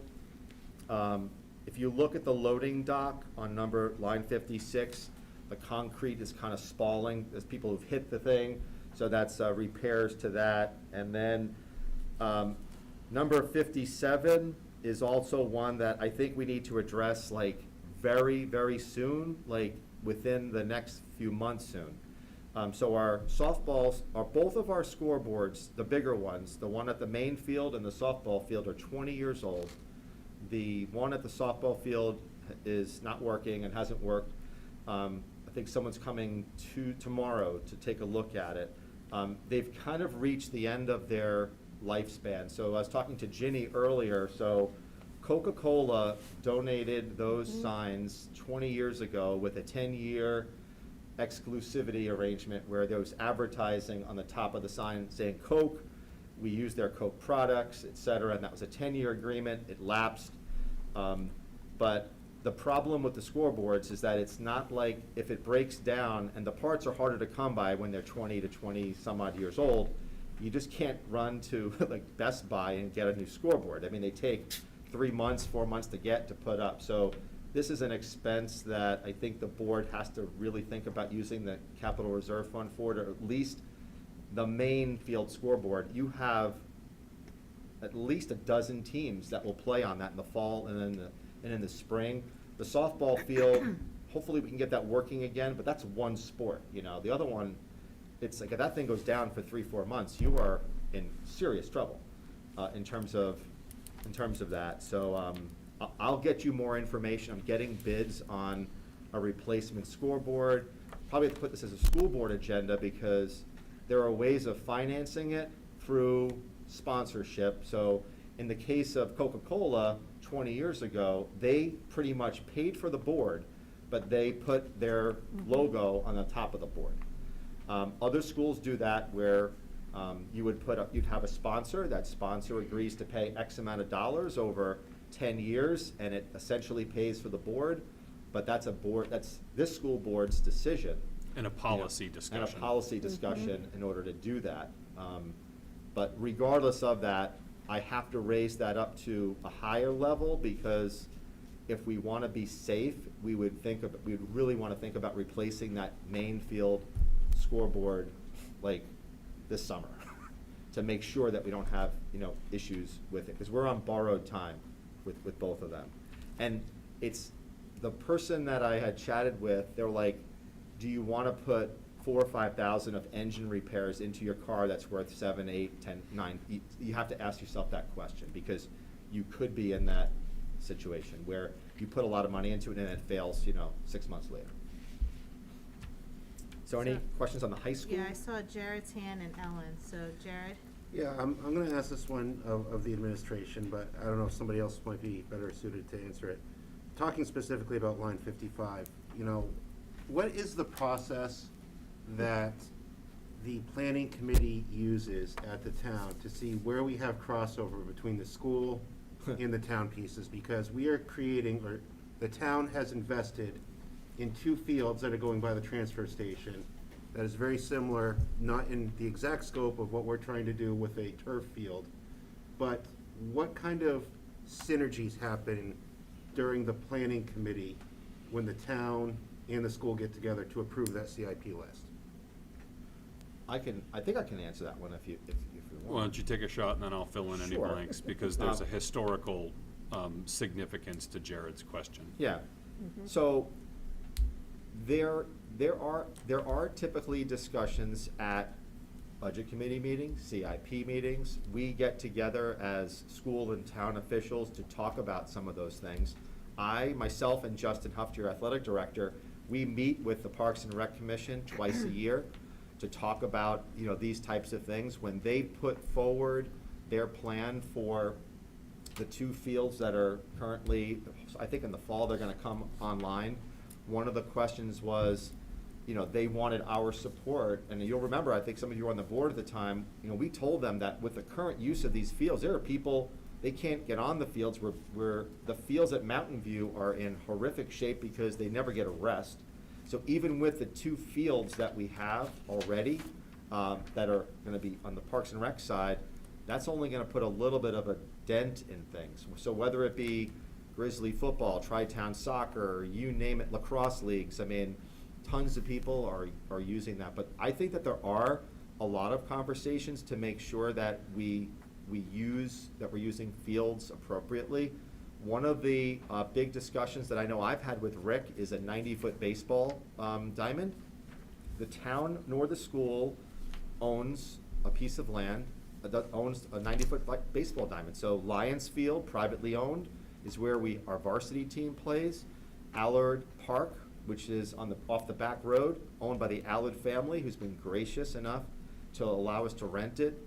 If those two private entities said we're done or sold their land, we would have no, so Parks and Rec has talked about, hey, what would it, would the school be willing to partner with us in terms of paying to develop a field? Those conversations, do happen, and I'll defer to Brian on the rest. I would say Scott's assessment is accurate. Most recently, in the past 3 years, I think the communication with the Parks and Rec Commission has been really good. When the town first started working on developing that parcel of land by the transfer station, we weren't really a part of the discussion. So we're grateful and appreciative that Justin and Scott have met with them. I met with them before Scott came on board and handed that off to Scott. So I think now the communication is very good. We have not specifically talked to them about a turf field. I think aspirational is a good word. I do share Mr. Gross's hope and optimism that this could be something at some point in time, but it is a massive, expensive project. So this board has discussed a turf field in the past, so it's probably been 6 or 7, probably 7 years since we've really had a serious discussion about it, but there have been times in the past where we thought funds might be available, and we have discussed it. It's one of those things that if you have a turf field, it is used endlessly, because you put lights on it and you can use it from 7 o'clock in the morning until 11 o'clock at night. Our one, what we call the game field here, gets abused. Yeah. It's a grass field. There are no lights.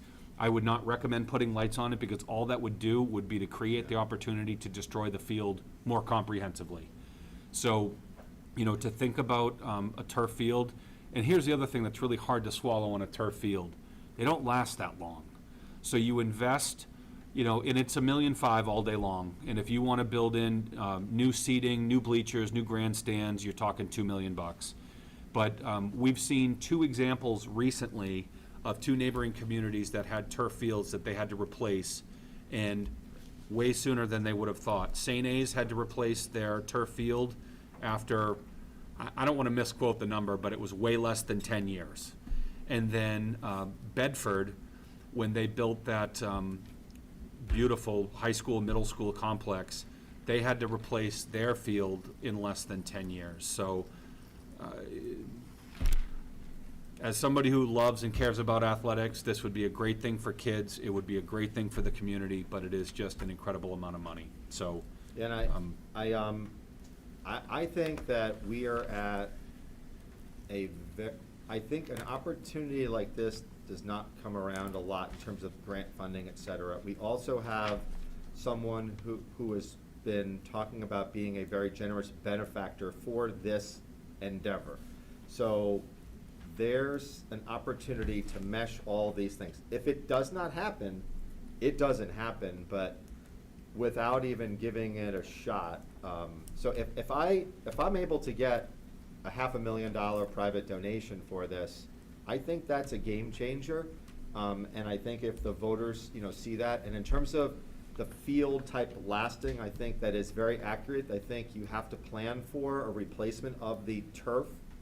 About from 10 to 12 years is that lifespan, and you have to pretty much sock away about $100,000 a year to replace it. There is no doubt about it.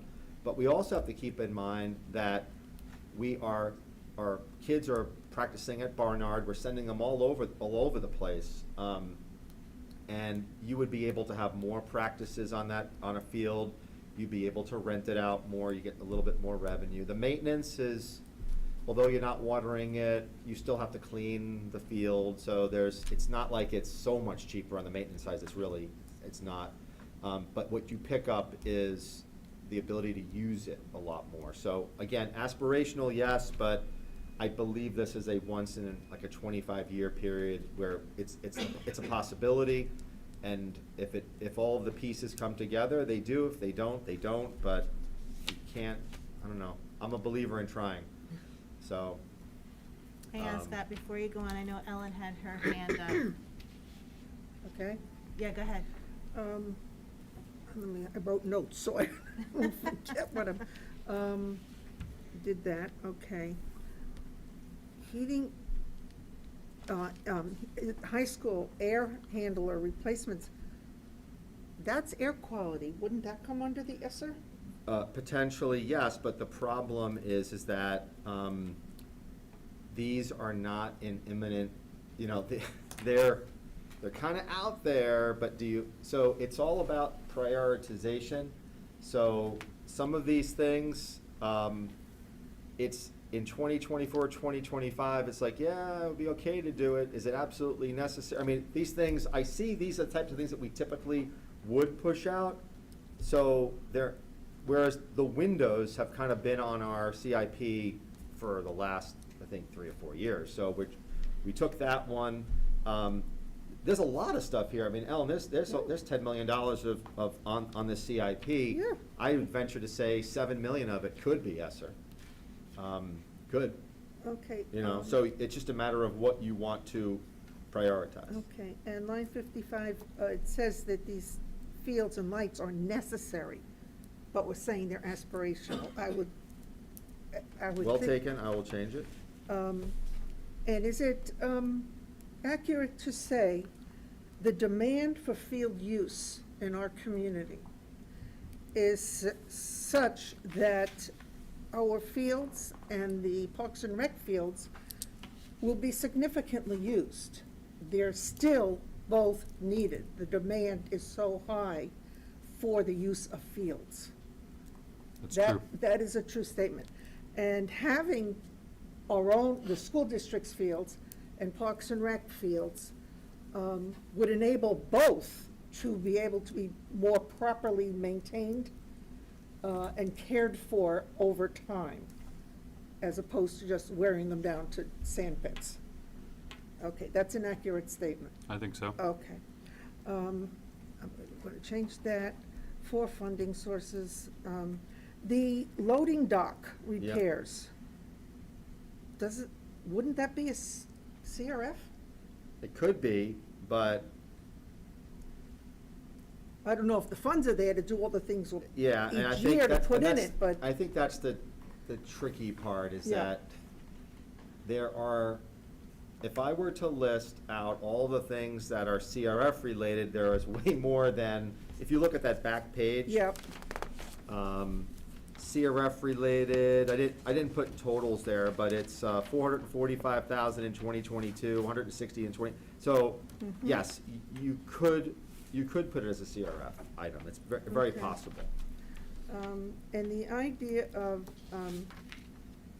sponsorships for whether it's the fields or the scoreboards, if we can get something that is more local, sponsorships or donations. I personally have always had a hard time using our school property to advertise commercial businesses or naming them after something specific that doesn't have an end date to it. I don't know I think Coca-Cola's still on there even after the 10 years. Correct. It's so old and so faded, you But- You can't can't, even you see can it. hardly But, even, it's you just can me. hardly even recognize that it says Coca-Cola or Dasani. They're I- in. Yeah, And we really should be glad they spent a ton of money over the years with Oh, all I of know. the fields. Because they replaced all of our scoreboards several different times. Yep, they did So- they did the 2 lower ones at Mountain View years ago. This board actually replaced those 2 scoreboards that were original Coca-Cola ones. but they do I have know end date times for the name being on there. Made Goffstown scoreboards a priority, so I know that we Okay. had tons of money spent on it.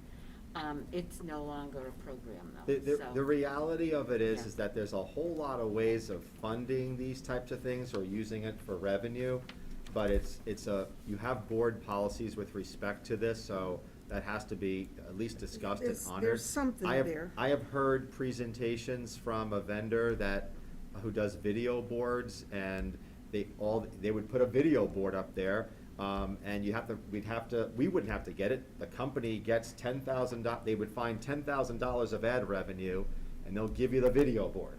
But then what happens is, they give you the list of, companies that would do it. Hypothetically, let's just say that it was, T-Bone's Cactus Jacks, Auto Fair, Convenient MD, they'd all be paying like $2,500, they'd be paying for it, and then throughout these games, some of them might have a little banner on your board. And then you'd have locals that might do it, so a restaurant in town, et cetera, might get some of the advertising, and then not only does that pay for your board, but it also gives you revenue. But it's not something that we've done in Goffstown, so I didn't really go down that road. I'm just kind of sticking with traditional, at this particular point. It might be, I know there are a couple of policies about naming things or allowing corporate things, entities to be advertised in our schools and stuff, and I think it prohibits it. But I think it's something certainly we need to look at. In the past, I know the board has been against corporate advertising and that kind of thing. It's something that I believe our policies may not be as strong or directional. They may need to really take a look at it. And I hate, this is just me. Yeah, it's nice to have a company someplace that donates but gets all this advertising continually, year after year, on school property. It might be just me, but I feel like that's selling out. I don't like the idea of it, unless there's an end date to when that one company can be Right. advertising, and I greatly prefer a local, someone in town. I'll come back to you on the whole school board thing, because I think that's something that we have to think about in the short term, and I'll talk through different options with you. you wanna But I'm finish up going more district? basic, not crazy. Right. And looking at the green section, which is your district section, Randy and facilities has talked about a single core key system for many years. Right now, we have, if you've seen some of the folks like Steve in IT, it's almost like he's got keys that are like 10 pounds, and so this would be a master key. You've seen it? Yep. Okay. Yeah, we kind of make fun of them, but there's probably like 30 keys just for this building alone, and so this would be more of like a master key that some people would have, et cetera. Seal coating and line striping, again, we try to do this every 3-4 years, so that would be in 2022 and 2025. That's nothing new. Heavy-duty truck, this is out in 2025. It would replace our current truck, but Randy was talking about a lift gate, because right now when we're moving things like Genie lifts, et cetera, you have to have people carry it and lift it up, and that's just, we have quite a few things that are very heavy that would be good to have a lift. Norman Road, that is your, again, this would be more building committee related, but in terms of site engineering for future development. Custodial cleaning equipment, you'll note that we have put in $30,000 in the out years, 2024 and 2025 and beyond. We didn't put anything in this year, in 2022 and 2023, because we used grant funds on that. Salt shed is another Randy request, and his request is based upon the fact that the town does almost all of our sanding and salting, but in terms of supplemental wise, we do it. And if the town is late in terms of getting to these parking lots, his folks do it, so they have to go to town, go to the transfer station, get the sand, come back here, and Randy's notion is, with the equipment that we already have, if we did have a very small salt shed, meaning that you would use those big concrete blocks and a tent on it, you'd be able to load it up, do the buildings, and we'd be able to be more self-sufficient, with it. Ellen, you had a question Yeah, on that? they also need asphalt on the bottom, can't Yeah. be on dirt. But the town does our driveways and Yep. our parking lots, but, am I correct, not the walkways and the Yeah. stairways and the little We do all parking that. area? Yeah, but we also do, we're the ones who do go around. If you look in the back, you'll see a truck with a salt spreader or sander on it. I mean, we do that. We make passes throughout the day Okay. on all of our lots. And do we have some way to load that?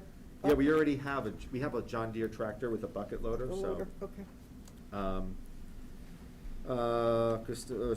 Replacement tractor, that's in 2023. Next generation Wi-Fi deployment, that's E-rate eligible, and that's out in 2025 and 2026. Upgrade core switches at the elementary school, that's also E-rate eligible.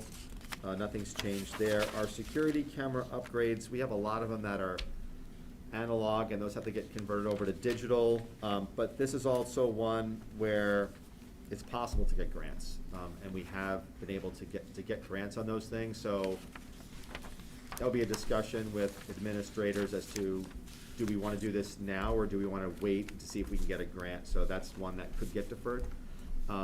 Portable radio upgrades. This is one where we have a lot of aging, older technology, analog radios. We also have a problem in some of our buildings. This one is the worst one, where if you're in the theater, you can't get a hold of somebody in the gym because of all the concrete in here and brick. So what this would do is you'd switch over to digital. You would also put repeaters in the buildings, and with this, you would have a 2-mile radius of, so you'd be able to be in the theater, and you'd be able to communicate with somebody on the field out back, where right now, it's not possible. So it's kind of a security type thing, but also very much important for communication. With that 2-mile radius, the SAU, Maple, and this building, and maybe even Glen Lake would be able to be on the same radio system. So that one we did price out. We just got a quote on that one. That's about $55,000. One of the reasons why it's in 2022 is we're already talking about replacing some radios. So do we do this now and then not spend $8,000 replacing radios? So that's why it's there. Data backup and retention for staff laptops. Right now, we don't back up our staff laptops. Administrators, yes, but not our teachers, so that was in there. And then last but not least, this is what Jared and I talked about, and this was LED lighting retrofits. We got a massive deal with that company last year. Cost us $16,000 total, with like a 2-year buyback on electricity to replace all the gymnasium lights in the district, so that was great. So we know those incentives still exist, it's just a matter of having them come out and giving us more proposals, so that's in there as well. I just don't know what schools, that's why I put it in district. I don't know where that would go. So as you can see, we added quite a bit, mostly in HVAC, air handlers, boilers, that type of thing. So we're looking at, over a period of 6 years, it's a $10 million. But what I also want the board to think about, and this is something that was discussed last budget cycle, was you're coming off of your bond and your portable lease. And your bond is gonna have a net impact of about a $300,000 savings that you won't see in your budget in future years, because the bond will be paid off. And your lease payment, I think, was about $125. So you're looking about between $400,000 or $500,000 there. If the board was to put more money into the CRF every year, let's just say it was $400,000. Well, over 6 years, that's almost $2.5 million. You add that to the almost $3 million in ESSER. You have impact fees. So these are not you're developing a plan where you might not pick off all of these, but you're gonna get a lot done. If you're smart in terms of saving money in your capital reserve fund, spending things judiciously, getting the grants when you can, spending it, doing all this, you can do, down the road. But I think it's the trust that we have in the community, so they've been very gracious in giving us and voting for these capital reserve fund deposits. In my humble opinion, I think we need to gradually increase the amount so that it can pay for and I think the CIP demonstrates that when we can do these types of things, it's showing a long-term planning approach. And I also think that over the last 3 years, you know, Randy and Steve, you know, working with the administrators, and Brian, we've put a lot into this, but it's a really good roadmap of what's out there in terms of our assets. What people forget is that we've got all these buildings that are multi-million-dollar buildings. You need to think about this as your own house. If you have a $300,000 or $400,000 house, you need to do routine maintenance. You need to repair and fix things and put in new heating systems, and you have to kind of budget for that. Yes, this number is a big number. It's $10 million, but we've got probably $100 million of assets in this town in terms of our schools. So it's not that big when you think about it. It's a big number, but you have to replace these things when they age out. And I think I'm so grateful for Randy and Dawn Tabor, who did a lot of the legwork here. And I'll make all these tweaks. I'm not asking you to vote on anything, and certainly come back next week. I'll make the changes to the desirables, but if you want me to change anything, then just let me know. Ellen? Yeah, I'm glad you raised the topic of the bond and the leasing expiring. What is the time frame? Whether we're going to request that we increase the CRF amount or use it, the original thought was to set it aside to build a fund for new space. Yeah. Okay, which I don't know, I mean, eventually we'll get there, whether it's even in the foreseeable future or down the road, but with no state construction aid, whatever we have in there would go a ways to helping get something passed in the Yeah, future, it's, whatever it is. But what is the timing of getting through the budgeting process? Is this something we need to do in the budget Yes. 2021 season to start getting If- that approved and if- doing it next July 1? Yes, if the board Okay. wanted to pursue either an expansion of an existing capital reserve fund, the creation of a new fund, as well as the amounts that would be for the March of '22 vote. Okay. And I would just clarify, there actually is a small amount of school building aid in the state of New Hampshire. It's a very different process than it had been historically. For example, in 2001, we received 40% of the cost of this building project here at Goffstown High School. That's gone. There is a short list of projects that are in the queue for the state of New Hampshire for a very set finite amount of money. But there's a little bit of money for building aid, and we're optimistic that in the future there might be more funds available, but it's nothing like what it used to be. Okay, and of course, if the state mandates full-time kindergarten, I would hope that's not gonna be another unfunded mandate. And that they do what they did when they said have half-day kindergarten period, but I can hope. Okay, that's the idea of being able to put more into the CRF, given what this is, and then to figure out if we went this way and going forward, how that would significantly reduce the impact on tax expenditure for capital improvements is, I think it's significant.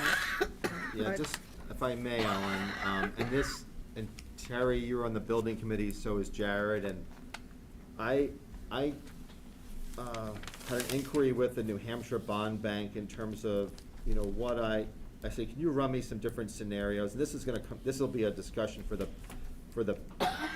building, for the facilities planning committee, I should say. I ran 3 different scenarios. One was a $20 million bond, and that would be to kind of maybe put an addition on, rehab some of our buildings, et cetera. Then I did a $40 million bond, and that would be the cost of what it costs to build an elementary school in today's dollars. Then I did a $70 million bond, and that would be to build a new middle school, but yet to then move elementary schools into the middle school, and I ran all these different numbers. And it would be about 86 cents in the tax rate for a 20-year bond.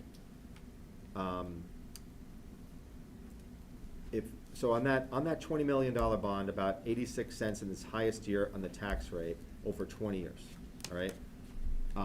And that number went to $3 and $4 on the 40 and 70. So, to me, and again, it's your decision, you're the board, but I'm thinking the $20 million is in the ballpark. It's possible, right?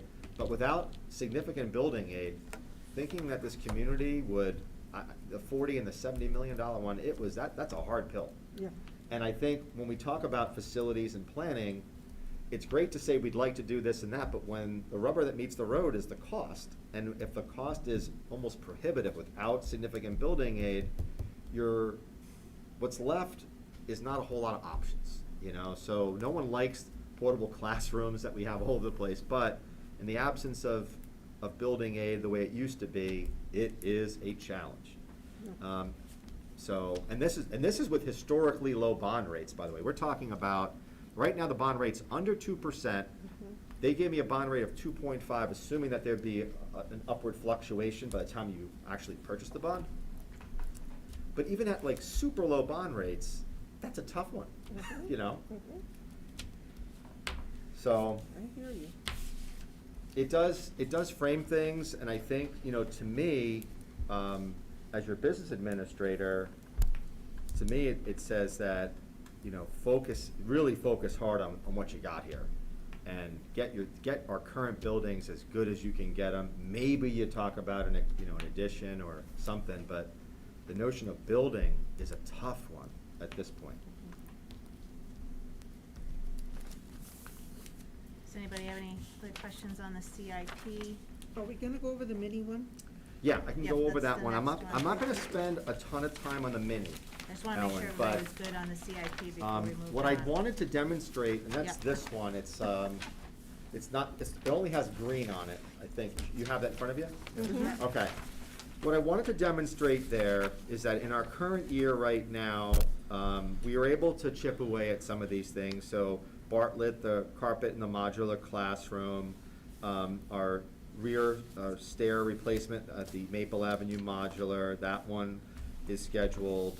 Gutters on the back of Mountain View, that was done. And roof repairs at the high school, that was taken care of. There are stairs to the theater entrance, that's the interior part, that is being scheduled. And we've also scheduled the ADA push buttons at the main entrance doors here. So we're still trying to get the finalized pricing on a couple of things. ADA buttons, getting those working again at Mountain View, and I'm not so sure we're gonna be doing the tree removal at the lower field, so that was in there, I don't think that's gonna happen. But when you look at the projects that are in there, the one that I know we've had a lot of debate on is line number 4, which is the playground at Bartlett. We're looking at different solutions there, and that's a work in progress. But I can tell you that we did get a quote, which was, I couldn't believe it, I almost choked. To take out all the playground materials is kind of hazardous materials. Yeah, And that the was tires. $40,000 just to take them out. Yeah. And then another $40,000 to redo everything. Because they're So, tires. So we're looking at different strategies in terms of doing pieces, doing parts of it, building up like a berm to keep those, the playground materials, rubberized playground material, put more in and trying to deal with it that way. But that's a challenge. That could be a CIP item, to be honest with you. That's on the teetering part there. And other than that, I guess we're trying to just look at, these are more the smaller type projects, and if, these are ones we typically fund through the budget, or in some cases, it might be a CRF type of thing, but, the other, and I appreciate so much, I don't know if it was the budget committee or CIP, but this has been another really good tool for us to try to keep out there, things that are on the horizon. We didn't go really deep on this one, you'll see, in terms of 25, 26, and 27. We're trying to keep this one more in the 1 to 3 or 4 year window on these. Hey, Scott, I just had a quick question. On number 1, the receptionist greeting window, Yeah, Is that a safety window? well, They you have know, it's something interesting that, you know, there was discussion about putting like super safety glass, Yeah. you know, type, and with what we've have in terms of, we now have in most of key fobs and buzzers, et cetera. It was just, it's not something we might be able to get a grant for, but it's, for us, it wasn't like hitting the level of, oh my God, we need to put this super, because you're talking about glass where you're not opening it up, it's gonna be like, it's a bank teller type of thing. Not to that extreme, but it's like this, where you're putting documents and, as Okay. opposed to now. So do you wanna create an environment, you know, like, it's a catch-22. I mean, there's pros and cons to it. Okay. Anybody else have questions on the mini CIP? All right, so what's the plan, moving forward with this, So, Scott? the plan moving forward is, I know this is a very long process in terms of developing this. I mean, Randy, Dawn, Brian, we've been doing this for like the last couple of weeks. To have you have your opportunity to look at it, I'm gonna make the changes, that you've shared with me. If you want me to make more changes, I can do that. And then at the next school board meeting, you would just vote to send this matrix to the town, and I would do that, I think they want it by mid-May, and I would then send this as part of the school's submission, knowing that it's not full and final, it's gonna go through the CIP process, and Ellen, as your representative, will be talking to them about moving things, you know, around. I'm gonna be part of the, Brian and I typically present the school's CIP, and, when is it, Brian, July, I think? June. June? Yeah, June or July, and it, I don't know, they make their decisions, so. So at the next school board meeting, which is May 3rd, we need to move this forward. Correct. Unless there was changes, which Yep. we should email to you ahead of time. Yeah, just send me an email, and I'll make those changes, and not a problem. All right, sounds good. Anybody, any other comments, questions before we move on? Thank you, Scott. Yeah, the other thing that I think that why this is so important this year is I think this is gonna drive not only CIP discussions, but budget questions, because they're gonna say, well, you know, what are you putting in terms of the budget, what are you not, what are you using grants for, what are you not? The big thing, and I put this on my memo to you, which I want the community to hear, I want the budget committee to hear loud and clear, and hopefully we'll share it tomorrow, is that these ESSER grants cannot supplant what's in your budget, okay? So, they're not meant to do that.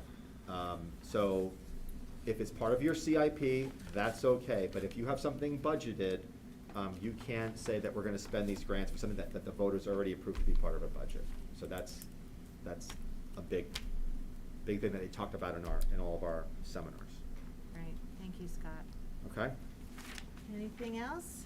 That's it, thank you, All sorry right, to, thank I know it's a you. lot of time. It but- is, well, it's a big matrix. Well, I appreciate Yeah. what we've heard this evening, I truly do. Absolutely. All right, moving on, we need some board authorization requests. The first one is, I need a board motion is needed to grant continued authorization to the superintendent under the superintendent's emergency operations plan for COVID-19 as a temporary regulation to policy EBCF, pandemic epidemic emergencies, and to grant the superintendent or his designee authorization to respond at his or her discretion to changing public health circumstances, and to allow the superintendent the ability to modify or adapt school policy as needed until the next successful school board meeting. So moved. By Ellen, do I have a second? By Jared? Thank you, and I will do roll call. Ginny? Yes. Oh, did you have a question? I did, if we can, before. I'm sorry. And that was a question, not a second, but Okay. anyhow. Brian, with the changes that the governor has put out there, are for full-time schooling, what authorization do you have as a superintendent to be able to go back into a hybrid or If, into a if we remote, had cases. if we had a spike in cases. Yeah, so what we have right now is, up until fairly recently, it was exclusively a local school district decision. There were some changes that were recently made to that. If we had a reason to close schools, I can only close schools for 48 hours, and any time beyond that, I need the approval of the commissioner and the governor. Okay. So this authorization, as presented, is still needed, at least for maintaining some of that control that we might need. Thank you. Okay. All right, so did you want a second? No, we're good. Okay. Oh, yeah, I'll second. All Sorry. right, thank you. Okay, Ginny, Yes. Shane, Yes. Jared. Yes. Janelle, Yes. Retta, Yes. Ellen, Yes, Terry. Yes. And Heather, yes, motion passed. Second one is a motion to grant the business administrator authorization to make payments out of sequence and to notify the board of such payments at the next scheduled school board meeting. So moved. By Ginny, do I have a second? By Terry.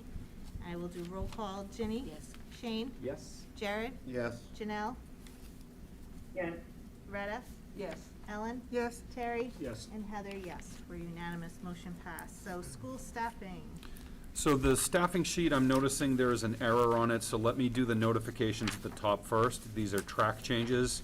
I'd like to offer my congratulations and appreciation to Darcy Crete, Amy Cruitt, and Jess Fournier for moving track changes.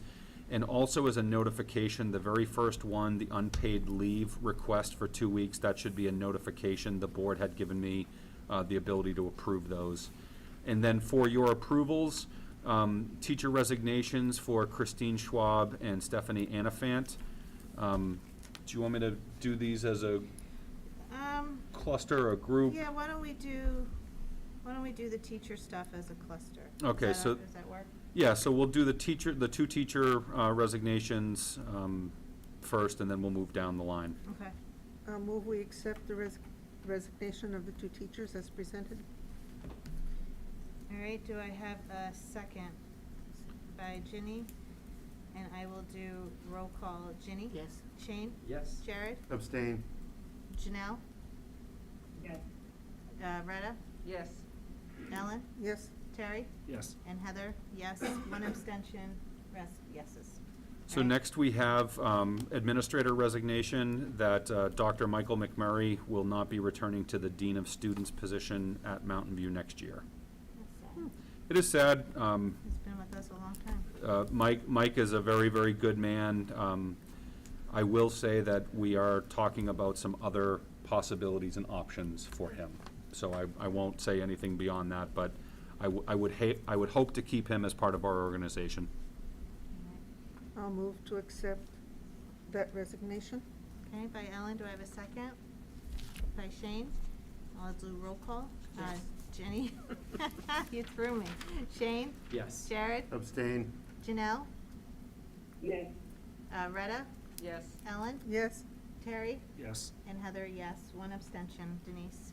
Motion passed. All right, next one. Continuing down, I'm very pleased to nominate 2 new administrators, or new to these positions. We would have Josh Lewis moving into the Dean of Students position permanently, and Brandy Williams as Assistant Principal at Mountain View. Currently, Brandy is at Bartlett and Glen Lake as the Assistant Principal. Wonderful. And we could discuss more about this in non-public if the board was so inclined to do so. I would say we are well within budget parameters on both of these nominations. Okay. We will be replacing the Bartlett and Glen Lake position? We will be. Okay. We will be. So we'll post that tomorrow. okay, I'll move we accept the nominations of Josh Lewis and Brandy Williams. All right, I have a motion by Ellen. Do I have a second? By Shane. Thank you, Shane. I'll do roll call. Jenny? Yes. Shane? Yes. Jared? Abstain. Janelle? Yes. Retta? Yes. Ellen? Yes, Terry? Yes. And Heather, yes. We have one abstention, the rest yeses. Motion passed. The last one, co-curricular. And lastly, we have a number of volunteer positions for Corey Allen, Stephen Moltisanti, Malcolm Sutton. So thank you for volunteering with our athletic programs. And for a new coach, we have Joshua Andrew Chuck. Andrew Chuck and Brian Gill. So thank you, they're both new to, all of these folks are new to those positions. And again, I think this exemplifies how many people volunteer, how many people give their time to our student athletes as well as our co-curriculars. I'll All move right, so- approval. Was that Ellen? I'm sorry. You motion to move that? Yeah, if that's okay. Yeah, I didn't hear you. All right, so Ellen motion, do I have a second? By Terry. Thank you. I'll do roll call. Ginny? Yes. Shane? Yes. Jared? Abstain. Janelle? Yes, Retta? Yes. Ellen? Yes, Terry? Yes. And Heather, yes. One abstention. And the All right. last thing I have on the staffing sheet, I'm actually gonna ask the board, I'd like to table this. I'm missing a little bit of information. I know specifically this is a speech and language assistant. And we have had, I think the board is aware, tremendous difficulty finding, retaining speech and language services, both from speech and language pathologists as well as speech and language assistants. This request is to have an additional half an hour of time per day, which is all student IEP driven. I support this, but I am missing some information. So I would let the board know that this is in the queue, but I need to process a little more. And I thought I had some information that I don't have right now, but this is an additional half hour per day of a speech assistant. Okay. So it'll come back. Yeah, we'll come back Next to time. this. I Okay. apologize that I'm missing something. All right, so is that it for staffing? That's it. Thank you. Perfect, thank you. All right, other business that may legally come before the meeting. What? Are we transitioning back to our old business? For building committee, Brian said there was, Yeah, I didn't know Is there any if there more? was anything else to discuss. Certainly all of those projects that are potentially grant funding eligible, it was our intention to bring that discussion to the building committee. So I think that what we'll do, Scott, is as we said before, we'll have a date in May and we'll have a date in June. And we would like to discuss with the full committee the possibility of some of these projects using the ESSER funds. That was really it at this point, Jared.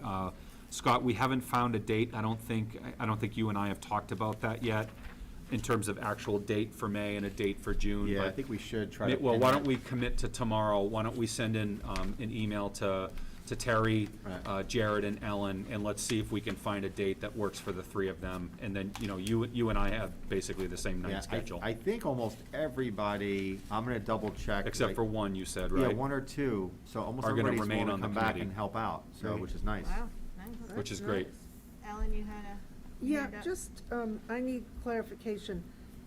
What is the facilities planning committee going to be doing with our CIP documents that this board hasn't done tonight or will be doing next week? I don't understand. Because we're gonna be voting on it at our next meeting, so what is the facilities planning committee supposed to be doing with this? Well, so ultimately, this would be up to the board members, but the premise behind this is that we would discuss and get input from our community members that are on that committee, Yeah. as well as talking about short-term, long-term. So the short-term would be looking at some of these projects that we have grant funding available, and the longer-term project is Mr. Gross's discussion about additions, building projects, thinking about the land behind the high school, those longer-term, longer-range planning types of things.